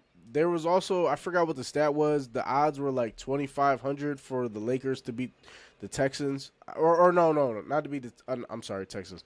They ain't fucked me up with that one. But no, for the Lakers to beat the Houston Rockets, but for them to win the NBA Finals, I think it was like 2,500. So if you put $5, you would make a lot of money. But LeBron is old, man. He's, I feel bad because all season he's been playing a role that he's not used to, and now you're telling him to play a role that he's been his whole career. If I was LeBron, I would lose all these games on purpose. Like, man, fuck you, JJ Redick. Fire him, you know what I'm saying? But, that's that. So, next we have our wonderful NFL segment where we'll talk about the NFL, the draft, a few things. I know Dame had a few things that were really pressing his heart. And his beloved Travis Hunter. Ian Rappaport reports that the Jaguars will be making Travis Hunter a full-time cornerback. How do you gentlemen feel about hearing that news? Well, how did Travis Hunter feel about hearing that news? Well, now that you're asking, Travis Hunter has officially entered the chat. And his, I want to spend a couple seconds on just Travis Hunter, yo. We know he's talented, uber talented. Mm-hmm. Bro, I hate tearing black men down, but this is the hate watch. Yo, that nigga is a simp. So if you're asking me, his comments to Ian Rappaport saying that the Jags are making you full-time as a cornerback, his response was, now who told you this? Nigga, the team. While you're over there boo-loving and your nose is up your fucking... You're watching you're watching your girl go to a party and sitting in the fucking parking lot while she's doing all that, nigga. You are the Jags are talking about what they're gonna do to keep you from not being injured, bro. And the way to keep you from not being injured is not putting you on both sides of the ball. You know why? Because they don't need you on both sides of the ball. You know why? Because we'll just draft receivers. I mean, I don't know how he didn't think that he was going to end up being a cornerback full-time. I think everybody knew that shit. And when you look at his picture, it's a nigga that clearly don't know what the fuck is going on in general. This nigga is on my hate watch list because I don't hate the young man, but this nigga, he gotta tighten up, bro. But those were his comments. Jesus. I don't think I have anything I need to add to that, actually. Fuck, man. Nah, I think you covered it all. This no, for real. I'm simpleton, like, bro. I can't follow that up. I'm so sorry. And I'm the Jags fan. I can't follow that up. Like, he don't know what the fuck is going on. I wonder how I want to know if he's actually in communication with the team, bro. I just want to know that because anything that I've ever heard from Ian Rappaport, he's not like a bullshit reporter. Like, he gets the scoop and he just gives it raw. He's not as much of a personality as Shefty. Shefty's more of a personality. He just tells niggas. So listen to his response. And I'm not even a Jags fan, but I'm feeling like Jesus, bro. It does. Now, first of all, I'm going to go back to Travis Hunter's tweet because I'd like a little more information on this. That's what we do, right? We're in the information game. I'd like a little more information. Which part of this is he questioning? Is he saying, wow, I can't believe you have all this information, which is what I assume this is because really... Right there, bro. Right there. I'm a replay it. But right there, Ian Rappaport is like, I don't understand what you're asking me because I know everything. You clearly don't know what the fuck is going on. I don't know. This dude he's Travis Hunter. He might be a grand opening, grand closing. But let's listen to the video. Here we go. It does. Now, first of all, I'm going to go back to Travis Hunter's tweet because I'd like a little more information on this. That's what we do, right? We're in the information game. I'd like a little more information. Which part of this is he questioning? Is he saying, wow, I can't believe you have all this information, which is what I assume this is, because really it is a fantastic report. Actually, one kind of started by our buddy Cam Wolf, who first noted that Travis Hunter was going to play more corner this year than receiver, because I have my doubts to whether Hunter is questioning the veracity of that report. That one makes sense, and certainly it is something that the Jacksonville Jaguars have talked about, Hunter being used more on defense than offense, kind of being more of a matchup-specific guy on offense, being more of a full-time corner, which I think it's safe to say coming into the draft last year, most of the teams I spoke with thought he was going to end up as a corner rather than receiver. That's kind of where his special set of skills came from. Obviously, we're going to find out this year, but that is my understanding as well, that corner more than receiver. And then the other part of this, he is coming back from an LCL. So Ian Rappaport is basically saying what everyone knew would eventually happen. But yeah, so I guess that's my little tidbit about Travis Hunter. It's like, bro, you had to know this was on the horizon. He's not like a spectacular wide receiver. Like, he's okay. He's all right. He's a great corner, but I mean, nigga, you ain't Deion Sanders. Maybe he was too close to, maybe he was Icarus. Maybe he was Icarus. He was too close. Too close to the sun, man. This nigga got burnt. Maybe he was just too close to Deion and that air that Deion's breathing. Also, side bit before we go to the next joint. Did y'all get to see the video of the Colorado team walking out for spring game? The spring game? You got to see them? Well, the reports are saying that Colorado looks small. Like the players. Oh, yeah. Okay. Yeah. Yeah, because somebody had said, like, do they even have a strength and conditioning coach? Yeah. They look like me out there, bro. You know what I'm saying? They look like I seen the quarterback. Yeah, it was bad. Deion, I guess we'll have to have that conversation when it happens, but I would hate to tear him down, but it might be over for Deion in Colorado. Yeah, you're going to Cleveland, so they even talking about this Cleveland is so crazy and that they're talking about how Deshaun Watson is actually going to end up starting Nasty Man Watson. That's what they're saying. So Dame, this is something that you have mentioned. Wait, run that back. They're saying quarterback, bro. There are reports that Nasty Man Watson will start quarterback over Shador. That's what I'm hearing. That's fucking crazy. That's what I'm hearing. Those are my insiders. That's what they're telling me. All right, what did you have for me? What you said, Dame? What? So Dame wanted to speak a little bit about this gentleman, Ruben Bain Jr., and the reports that I read were very interesting, first off, which kind of ties back to our Quiet Part Out Loud segment that we had. So Ruben Bain Jr., I believe he's a defensive end for Miami. So Miami had two defensive ends that were really dogs last year. He was one of them.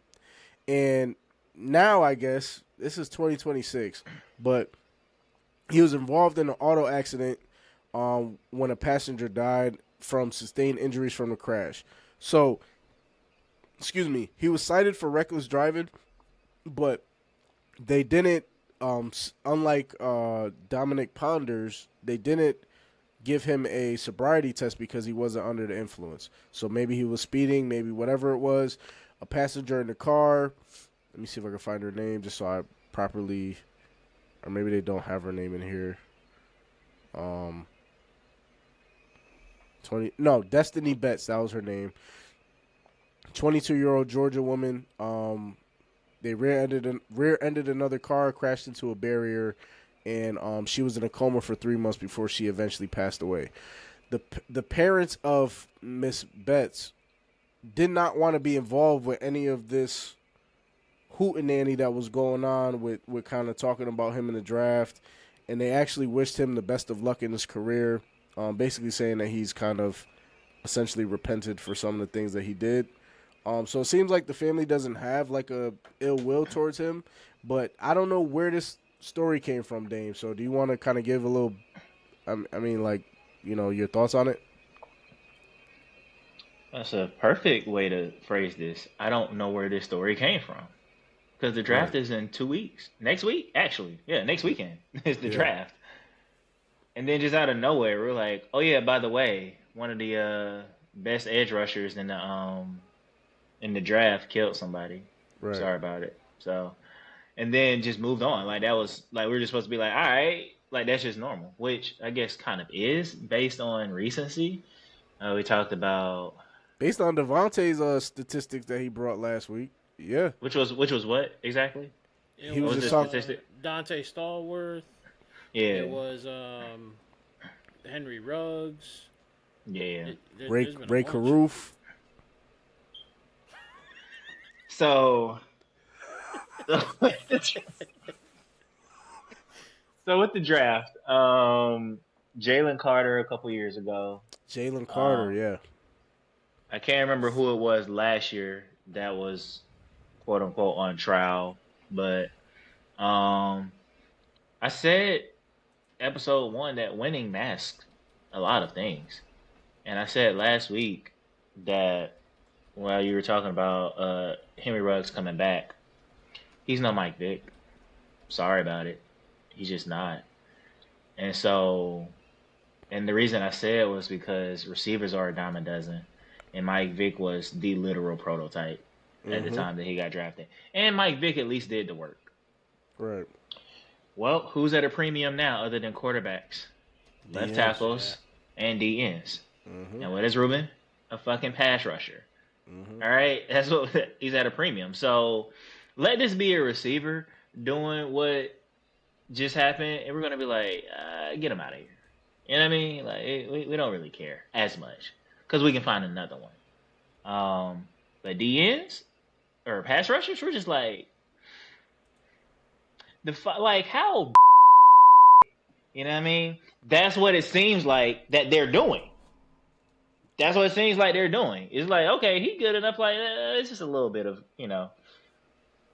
But I gotta write that down. I mean, why? Well, how dead are they? Hey, listen. But he to be honest, Dame's accurate though. I mean, this is exactly what we was talking about last week, and then here we are again.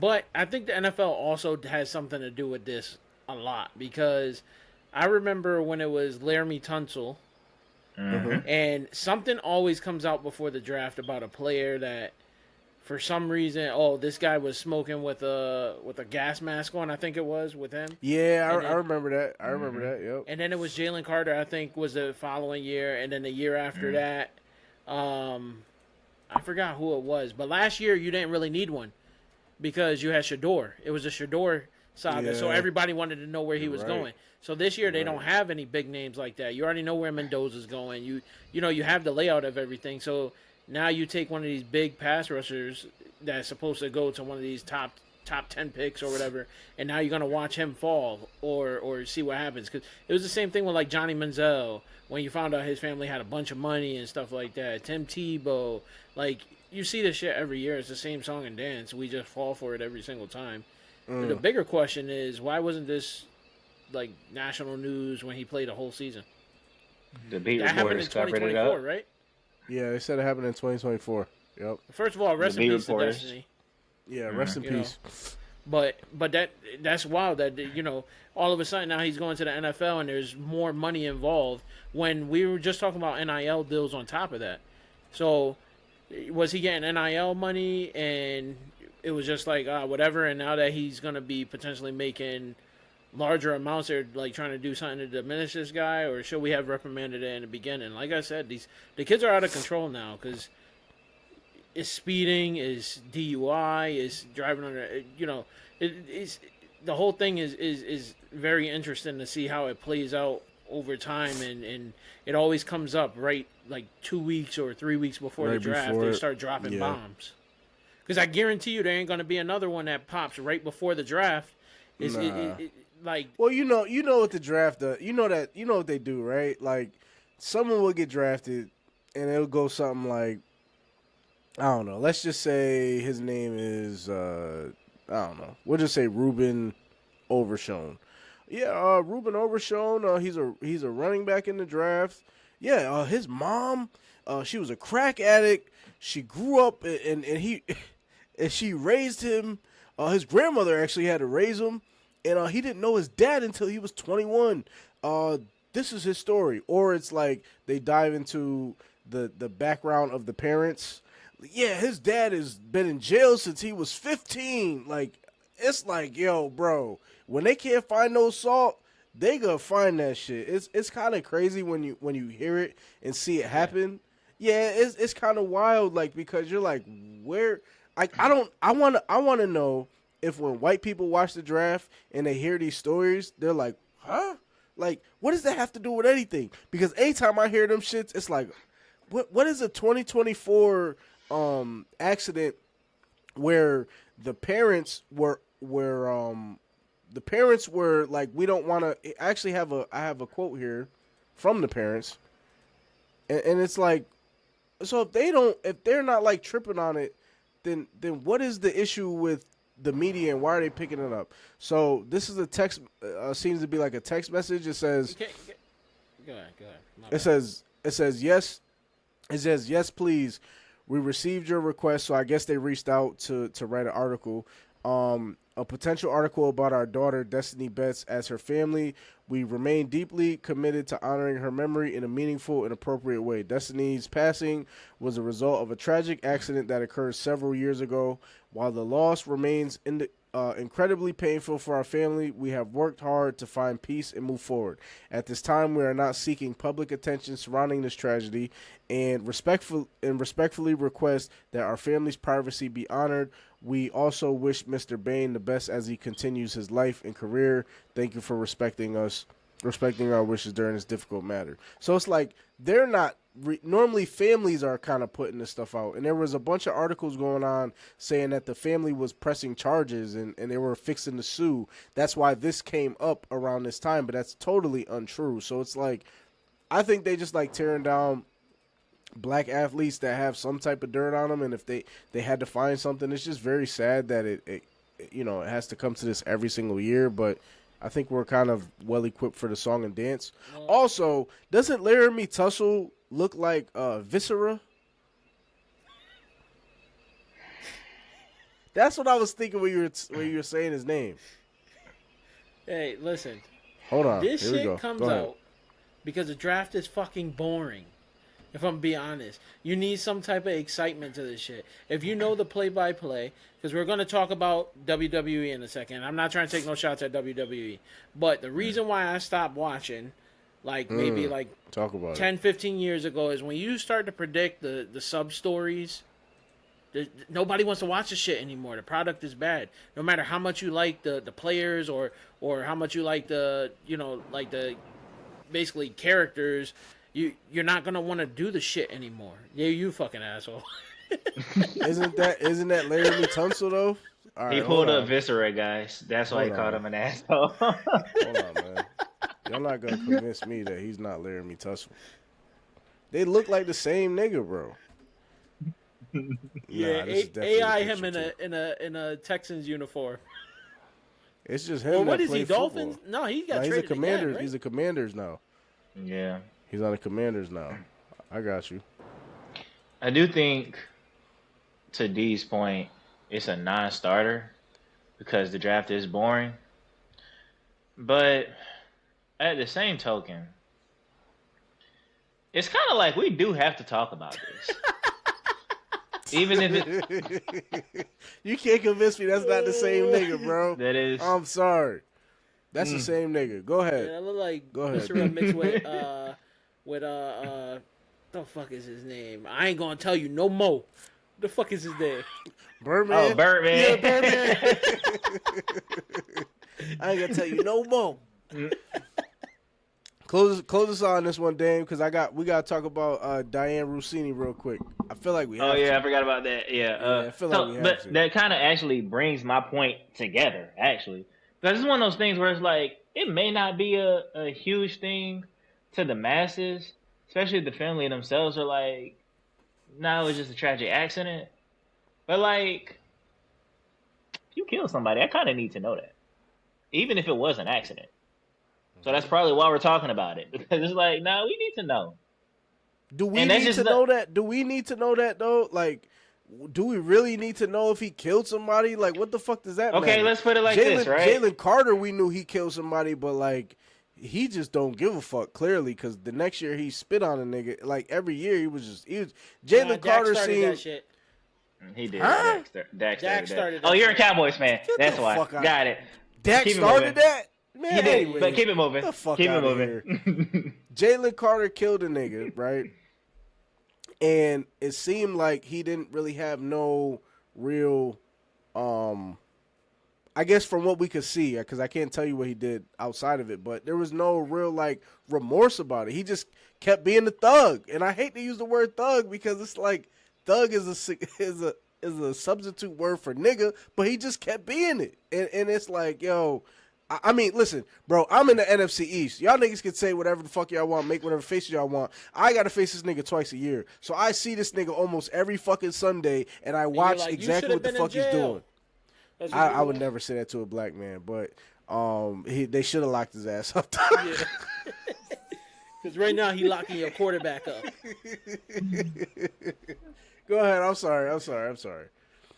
No, it's yeah. Go ahead. Just move on. Yeah, I'm gonna move on.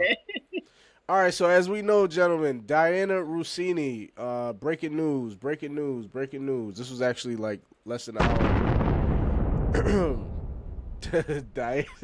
Diana Rossini ended up submitting her resignation letter for The Athletic, and she resigned her position because of the scrutiny that faced her alleged cheating relationship with Mike Vrabel, that they spotted both of them at a fancy hotel on the top of a rooftop. And there's been reports going around that Diana Rossini is kind of like that type of, So I had to find the greatest hits of Diana Rossini. And you guys are all in relationships. I'm in one as well. So I want to know how you guys would feel if you were dragged like this. Because she kind of gives me a little bit of Jada Pinkett Smith a little bit. Like, she gives me a little bit of that, but just in the white form of it. So I'm going to play this for you. Average. I don't post a lot about them. If I was married to someone beautiful, I'd overpost too. You know who lets me know my marriage is falling apart? My mom. No, I did things in Miami I haven't even told my husband because it's just I had that much fun. It was well, not like that, but like I knew he would judge the kind of partying I was doing. I don't know what got into me. I just remember being down there acting like it was my last day on earth. It's for 12 days. I'm not going to sleep. I'm not going to eat. My family's going to hate me. My husband's going to threaten divorce. But we've signed up for this, and we're getting divorced at the end of the year. We've never been more disconnected in our lives. Our text messages look like two robots. Love you. Any of that? Love you. Love you too. No, not even an emoji. And so the night before my wedding, I remember Jimmy was great. He made like a funny joke like, hey, it's night before your wedding. You sure you want to do this? And I'm thinking like, of all the people in my life that I'm going to talk to the night before my wedding, the one guy my dad wanted me to, or my mom wanted me to marry was Jimmy Garoppolo. Gentlemen, my question to you is... Nah, she for the streets. How would you feel... She for the streets, dog. I think that these clips are so absurd, and I'm going to find another one that really brings the point home. But I think for her to be a... Because there was a clip on... it was a clip on Twitter where... She was like, she called in and she told the guys there, you know, she's familiar with it. And this is kind of like guy talk in a sense, so I get some of her humor. But she called in and she was like, I don't want to be called an inside reporter anymore. I want to be called MILF. And the guys was like, whoa. The niggas was like, whoa, I'm going to find a clip for you. But I just think enough, unless the husband has like a public humiliation kink where like, he gets off on being, ashamed in public. This is fucked up, and that shit would have been over after the first 2-3 comments, if you're asking me. How do you gentlemen feel? How do I feel about what we just watched? Just how you feel about just like the fact of, one, she resigned, but just if you were in her husband's position, because her husband works for the Eagles, like he's like a successful, like he works for the Eagles. He's not like a schmuck, you know what I'm saying? He works for, I don't know what his position is, but he works for the Eagles. So like, how would you feel if you were to turn the TV on and see this happening? And how do you feel about her treatment that she's getting for her alleged, situation with Mike Vrabel? My girl knows that I'm liable to say some of the most outlandish things. In fact, we were watching Love is Blind's most recent season, and that's my guilty pleasure. In Ohio, wild boys and girls up there in Ohio, apparently. But she says to me, should we get married? I better say more than just, you look good, right? Because she knows I'm poetic and all of this stuff. And she was like, you better say all these poetic things and blah, blah, blah. And I looked her dead in her pupils, those beautiful brown eyes of hers. I said, babe, when we get married, I will be drunk. You better hope all I say is you look good. Y'all heard the things I said on this show, and y'all didn't know I was going to say them. And I'm drinking water. You better hope all I say after all the liquor I'm going to be drinking on my wedding day is, babe, you look good. With both of our parents involved, you see the stage that I get to act an ass? I know I don't give a damn about embarrassing my parents. They know who I am, and I was the first one. They know who I am. They just look at me, yeah, that's him. I tried. Your parents is new here. They gonna be looking at you like, that's who you decided to marry? You better hope all I say is you look good. I say all of that to say, even though I say the most outlandish things, I still run them by her before I say them. Right. And I don't think she ran these outlandish things by him. Because I have to run them by her and be like, because my girl's black, let's start there. So I have to be like, hey, I'm probably going to mention this thing in this poem or in this speech or in this whatever. And then I can see that scrunch in her face. I'm like, yeah, I probably shouldn't say that. Good call. Good call. Good call. I'm not saying that. And just so we clear, I do not feel abused in any way, shape, or form. No. It's just the things that you said. Shut the fuck up. Just the things that you saw.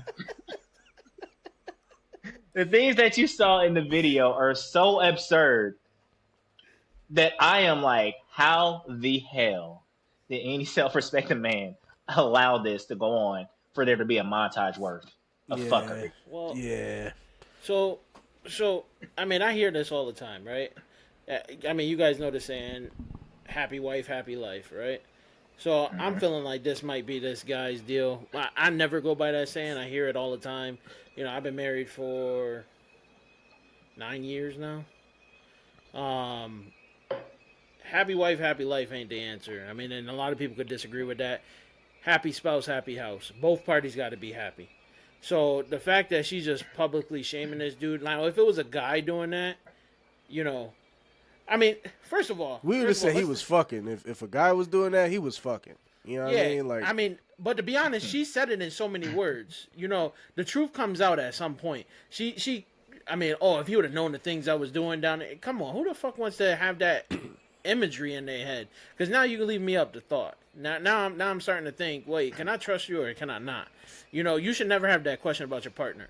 But to relate this back to just like sports and all of this shit. So Vrabel's not really coming under too much outside of attaboy. It's New England. Yeah. It's New England, bro. So like in New England, this shit is just okay. Because where was that Coldplay concert at? Was it in Boston? I swore that shit was at Gillette. It was in Boston or Vegas. Yeah, that's what I was like. Was it in Boston? I think you're right. I think it was at Gillette. Huh. Interesting. Right? I'm almost positive that shit was at Gillette Stadium. Let's see. It was in Boston. You're right. Yeah. Okay. So here's my thing, right? This shit is just nonstop. You had Udoka, whatever the fuck is the one who cheated on. Udoka. Yeah. Yeah, yo. Some of first that of water all, out there, yo. What a fucking ball drop. Yeah, it's that nasty ass water out there. Because that shit smells disgusting. Fuck Boston. I'll say that loud and proud. Hold on, aren't you a Boston? Aren't you a Boston fan? No. Listen, like Boston, the city, is ass. Like, I don't like the traffic out there. I don't like none of that shit out there. Like, that shit is horrible. I delivered out to Boston for years. I delivered to Somerville. I delivered to Cambridge. I delivered to Charlestown. I fucking hate everything about Boston outside of the Celtics because my dad is a Celtics fan, and me and him needed something to agree on because I hate the fucking Cowboys too because y'all are delusional as fuck. So I became a Celtics fan just to enjoy some father-son time. Clip run. Holy shit. Boston? Yo, first of all, like, listen. You had the Celtics coach that cheated. Then you have Robert Kraft that's doing some weird-ass rub-and-tug shit. Yeah. Yep. And then you have the Coldplay shit. And now you got Mike Vrabel. I mean, how much do we need proof that there's some shit up in New England? You know, let's leave out the Tom Brady shit, you know, because you know his wife was fucking. Definitely Antonio Brown, probably. I mean, we all know those stories. So, I mean, I'm, you know. I have a video to play for you guys to kind of close this out. I think the issue I have with this and the reason why I brought it up is not because of the petty gossip. The gossip is good, but it's the fact that when this happened to Ime Udoka, this shit was all over every single fucking place. It was all over ESPN. It was all over Fox. There were articles on Yahoo. There were articles on The Athletic. But I have not seen anybody talk about this shit on no motherfucking broadcast. I just seen them mention it and they joke about it, inside jokes, but nobody's talking about it. And that's kind of like the disparity where, like, the reason why I brought this up was because we talked about saying the quiet part out loud, and it's like if this was any other coach, he would have been fired or something would have happened, like they fired Ime Udoka, but they didn't. And it's kind of like I mean, we know the double-edged sword, but it just kind of sucks to see it in real time. And I want to show you guys this last clip before we get Dame talking about WrestleMania. Go ahead. Not to take too much away from that, but the Udoka thing was a little different because it was inside. It was inside the organization. It was inside the organization. He was still fucking. No. I agree with that. Like, I don't think he should have lost his job over that or anything because what two adult people do together is what two adult people do together. But one was inside of the organization sleeping with somebody else inside the organization, where the other one is outside of the organization. But I still think it's fucking wild that Mike Vrabel's not taking really no heat for this shit. No, attaboy. Attaboy is what they're saying. Attaboy. You know what I mean? Let me play this shit for y'all real quick, and then Dame can tell us all about WrestleMania. Here we go. So here's a clip of Diana Rossini. Maybe this is okay, no, this is real. And if it ain't real, I'm still gonna play it like it's real. Yeah, I don't give a fuck. If it's AI, it only adds to our point. So this is good. All right, well, this was the most serious conversation I think I've ever had with you in 10 years. Well, you started talking about things, and then no, it's good. No, yeah, he's fucking. I didn't need to see more than. Listen, this is my first time seeing this. I didn't need to see no more than 10 seconds. He's fucking. No, I see the body language. Let's keep it moving. Yeah, he's fucking. He's fucking. Before we get into that, though, when I said something about it being inside the organization, they made like some weird ass face. What do you feel about that? The whole comparison. Oh, it was probably some outlandish shit I had in my mind. I was like, oh, he was inside some of her organizations for sure, but nonetheless, we can keep it moving. I veer off in a coach. No, it was a little coach speaking, but it's.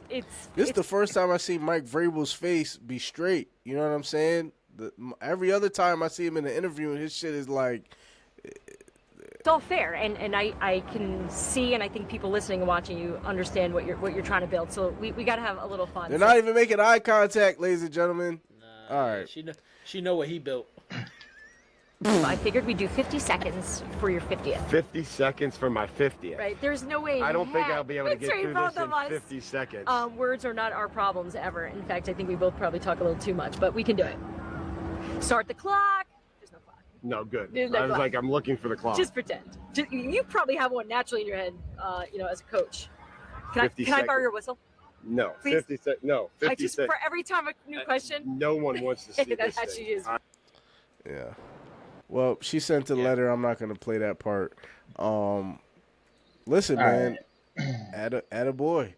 Dame, give us a little bit about WrestleMania, my friend. Hold on. Let me Take the belt out. All right, let's talk about WrestleMania. All right, man. So I've been given graciously 5 minutes by my co-host to talk about WrestleMania, right? Mm-hmm. So, and I appreciate these boys for that. Because I had some shit I need to get off. So, and I be talking to my girl about this shit all the time. So that's why she the one. She be listening to my wrestling bullshit. But nonetheless, I'm looking at the WrestleMania card, right? Now, from the very beginning, I said we acknowledge Roman Reigns, our tribal chief around here, right? Roman Reigns. I used to wake up to the tribal chief's music. That's how dedicated I am to acknowledging the tribal chief. Hey, bro, this shit gets serious right here. Hey, no, I kid you not. I shit you not. My regular text tone, like not to my favorite, like my regular default text tone is Roman Reigns saying, "Acknowledge me." I shit you not. My girl heard that shit for the first time. She's like, "What the fuck was that?" That's a valid thing to ask if this is your first time hearing my phone go off. But yeah, this W shit gets serious. But WrestleMania 42 this weekend, right? It's a 2-day affair, blah, blah, blah. I'm not going to promo their shit too much, but I do got some beef to pick, right? So Cody Rhodes and Randy Orton. I wasn't invested at first because why would you give Homelander the title again? He wasn't the champion. Fucking Drew McIntyre was. So why the fuck after That's Elimination right. Chamber? Exactly. I remember that shit. I remember that. After Cody Rhodes lost the Elimination Chamber, you gave him a title shot because Drew, being a heel, was being a villain, like heels do. Whatever, is what it is. I knew that politician was going to get his fucking title back so he can fight Randy Orton, who won the Elimination Chamber, blah, blah, blah, whatever. Now we have a domestic terrorist and Randy Orton back on our midst, right? Oh, now Randy Orton is back. That's my nigga. That's exactly. my nigga. Oh, he is listening to the voices in his head so that he can beat Cody Rhodes for his 15th title. Now, Cody's the golden boy, this, that, and the third, blah, blah. Now, why you need Pat fucking McAfee in this? You got 20 years of history? Miss me with the whole ass shenanigans, my nigga. But whatever, right? Roman Reigns, CM Punk. I was ready for this shit from the beginning. Like, it's just real vitriol coming from these niggas, right? From the very beginning, Roman Reigns was like, I hate you. That's why I'm choosing you at WrestleMania. Because I hate you. And they did Zootopia 2 together. And Roman was like, oh, after Survivor Series, you're talking about Zebros or some stupid shit like that. And they didn't bleep it out on Netflix. And I was like, oh, okay. They talking spicy for real, for real. All right, bet. Then you have the women, right? Liv Morgan, the New Jersey, whatever, right? Versus. Oh yeah, I remember her. Yep. Versus Stephanie Bakir, right? Liv Morgan won the women's Royal Rumble, and she chose Stephanie Bakir. Do you mind if I play this clip real quick? This right here. Well, this 1 minute clip, just so the people can hear what the fuck she talking about. Cause she won the Royal Rumble, right? That's what I do know. Correct. All right, sir. Now, Liv Morgan eventually chose Stephanie Bakir for her title defense or for her opponent for WrestleMania. And it's just been real hatred between these two women. And at first we thought Dominic Mysterio was going to be in between this somehow, some way. But I'm really proud of the fact that it's on site every time. Fucking Stephanie Bakir from Chile, Liv Morgan from New Jersey. It's just real beef on site, right? Which makes me disappointed in the other women's matchup. Rhea Ripley, the Australian Goth, and Jade, the Storm Cargill. Now, I'm all about I want all black wrestlers to win. Jade Cargill, she looks like Storm, the X-Men character. Oh, Like, where's that at? Oh, it's yeah, down yeah, there. yeah. Yep. Oh, yeah. Oh, yeah. And Now, rumor is Rhea Ripley is a little. Is a little what? Karen? Yeah, does she like niggas? Well, wait, that's not where I was headed. But so I can't really speak to that. Whoa, I'm sorry. I'm talking about fucking WrestleMania here. No, I don't know about that. But nonetheless, we'll talk offline. How about that? But she gets online and she talks about, because Jade is a heel and villains are supposed to do villainous shit.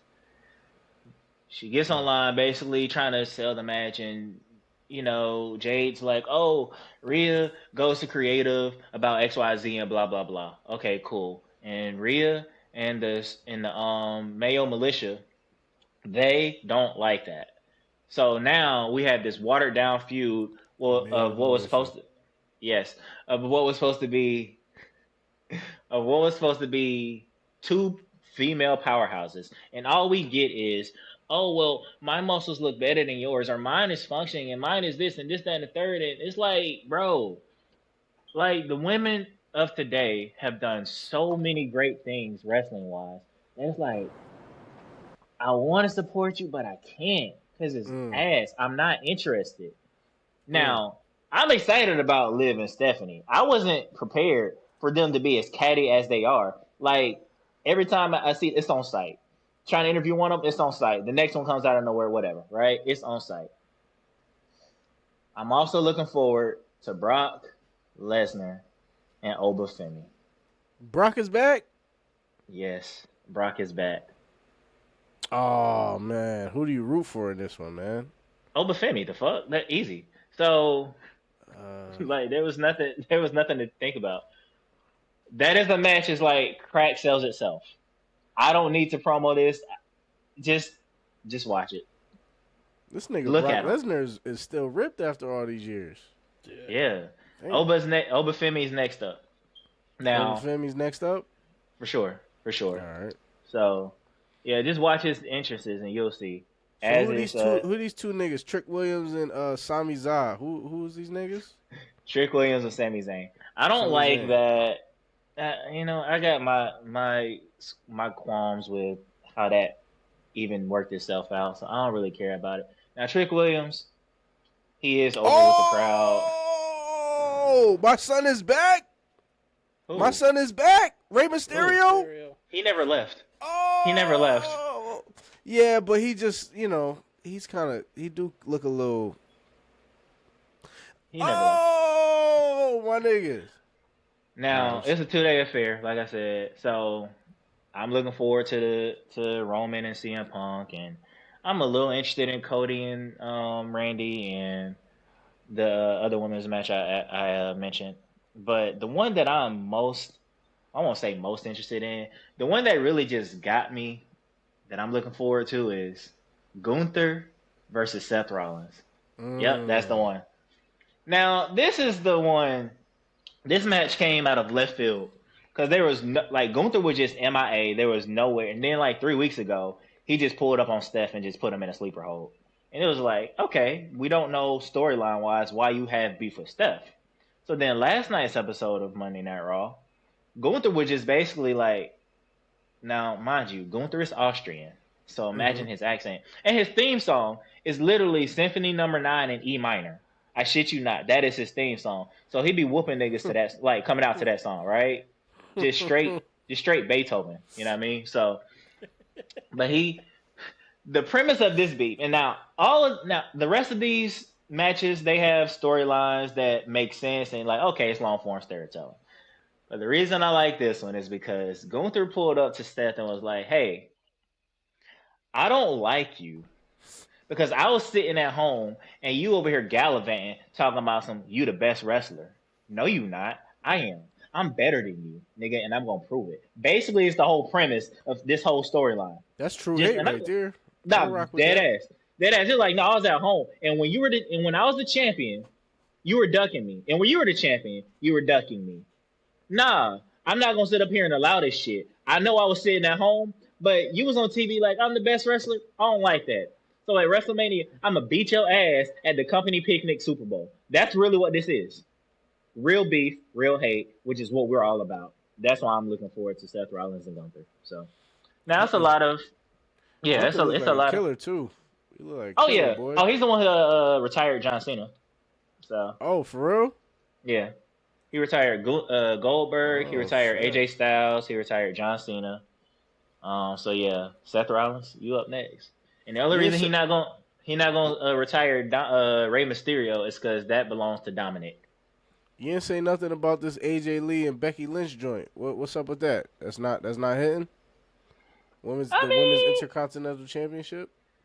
I like AJ. I like AJ Lee, and I also like Becky Lynch. And my girl is not gonna. She's gonna roll her eyes once she hears me say that I like Becky Lynch.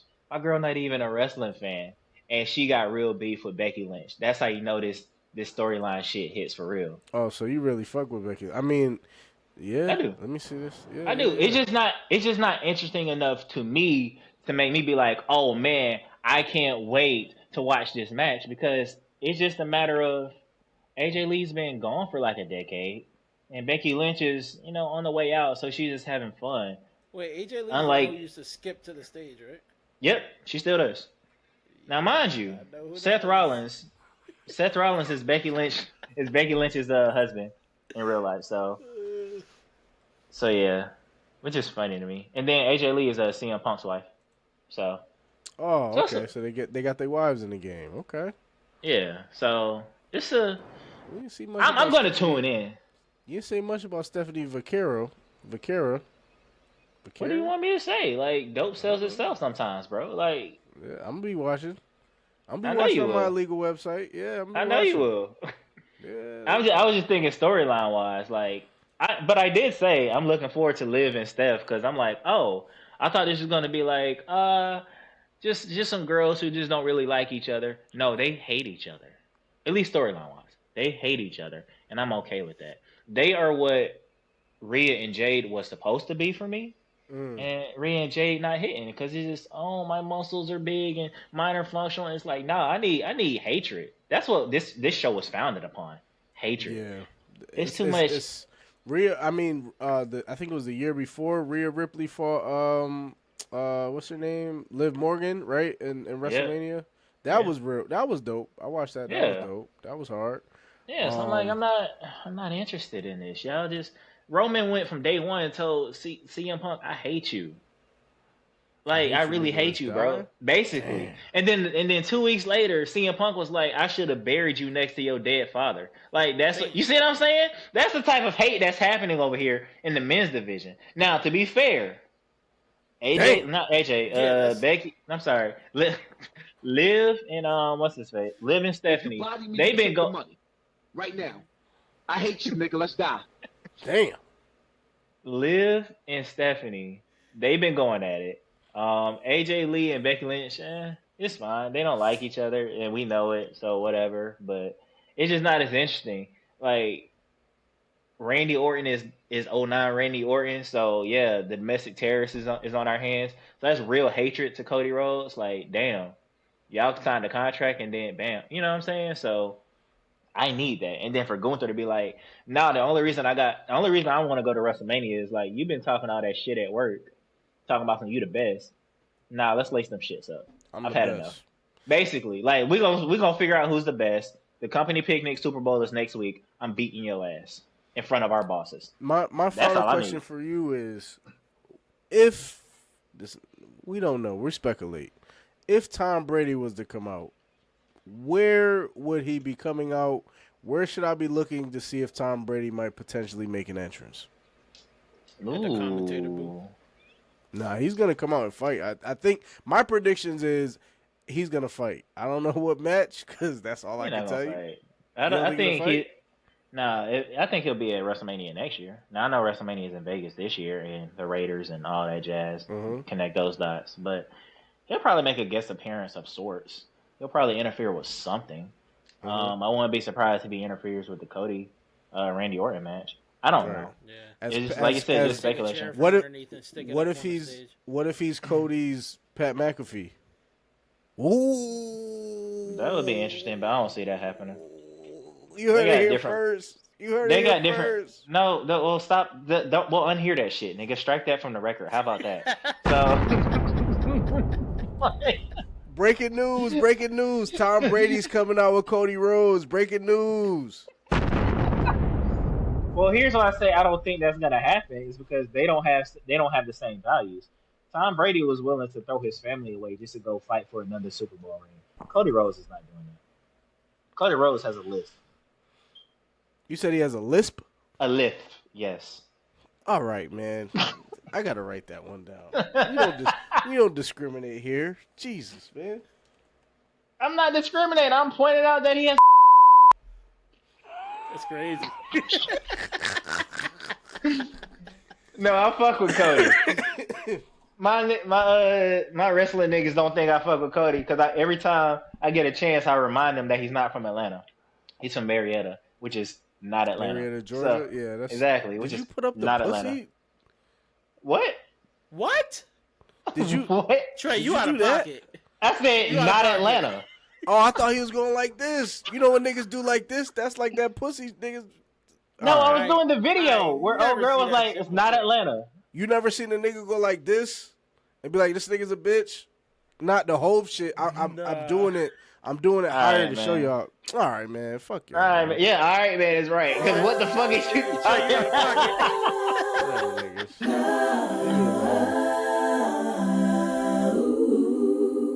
All right, man. These niggas is hating. But spread some love, man. Dane went Wait, he didn't know first. that you going like this? That is a thing, bro. It's a thing. It's a thing. Dane went first, so D, you could go. Damn, 30 seconds of love. Yeah. Do you got it or you need me to go? Everybody. This nigga's in hate mode. All right, let's get it. All right, my 30 seconds of love is going to go to. There's apparently some football league in Connecticut that's an all women's league. I ran across them this past Saturday when I was at a lacrosse game and I was getting ready to leave. They were coming in. At first, I just saw some tiny people and I was like, man, if I play football with them, I would crush them. Until I saw the bigger girls get out the truck and I was like, yeah, I would be fucked right now. Like, so shout out to them because they was hitting. You said it was a flag league or No, it's real. Like, it's tackle football. That's so dumb. Women don't gotta be like us. We're cavemen. They're supposed to be the smarter species. They shouldn't be going around tackling each other and knocking each other's heads off. With If no y'all don't want to pads give on. me the 18 games, then I'll take what I can get. All right, man. This nigga's like an 18-game junkie. I'm gonna find them shit somewhere, nigga. That is fucking hilarious, yo. I'm searching. I don't care if it's at the regular park, dog. I'm there. Oh shit, that is pretty funny. Oh my goodness, All right, yo. Dame, 30 seconds of love. What it is it? I want to reiterate, the women who got drafted last night for the WNBA. Mad props to them. Raven Johnson, I know she's mentally come a long way from the Caitlin Clark shoe, and they got to work together. So unfortunately, or however that works out, I do wish great things for all them girls in the WNBA. Seriously, the WNBA is a great product to watch. It is a growing sport, and I gotta watch my Atlanta dream because niggas in Atlanta love the culture over everything. So, but shout out to everybody. And that's what I'm gonna keep doing, dreaming that they're gonna do good. So, and y'all got Angel Reese, and she's a I know. She's built for what I'm saying. She's built for she that. a walking rebound. She's I got thoughts, but what's she called? Me bounds. Yeah, I'm leaving that one alone. She does me bounds. I'm leaving that one alone. Me bounds. Most people is a walking bucket, not a walking me bound. She does me bounds. Can't make a layup. All right, let me see. All right, let me pull this up. Wait, there's more? No. 30 seconds. I got my 30 seconds. I just had to pull it up to remind myself of what they were. All right, here we go. So my 30 seconds of love goes to two people, and these are two left field people. But first one is Mark Jones.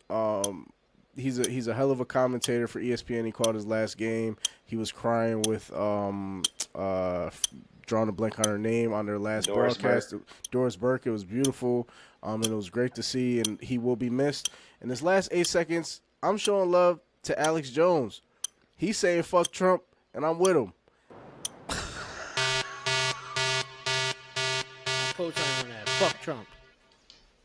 I never thought I would say those things, and it's not real love, it's fake love, because Alex Jones is still kind of fucked up. But I saw some recent shit where he was talking about Trump threatening him, and he kind of held his nuts a little bit. He was like, the president doesn't want anything to do with me, and I said, okay, niggas is speaking up. You know what? That's what I love now. That's what I love. People not afraid to speak. But about the president. But these people are still unhinged. Like, they're still not.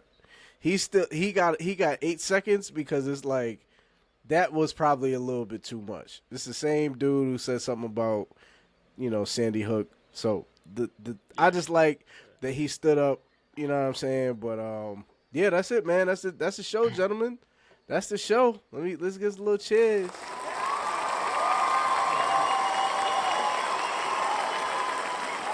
Episode 5 has officially ended. And before we go, Portland Trailblazers are beating the Phoenix Suns 66-62. Second half has officially kicked off. By next week, we'll know who's playing who. Tomorrow, or I should say, this comes out Thursday. So the playing games will have been played. Any late predictions for the other teams? Y'all want to just wrap this shit up? Celtics winning the whole fucking thing. Celtics winning the whole thing. Who you got, Dame? Who's winning the whole thing, Dame? The Frenchman, Wembanyama. Wembanyama, huh? And company, yeah. I got the Denver Nuggets. Probably not gonna happen, but I'm riding with the joke, man. The joke. We like to end. That shit's crazy, bro. You gotta stop. So those listening, y'all can't see my facial reaction, so I'm like, Choke the joke. All right, y'all. Yeah, don't say no shit like that. That's wild. Don't nobody in the house want to hear that shit. Yeah. Yeah, you gotta chill, my boy.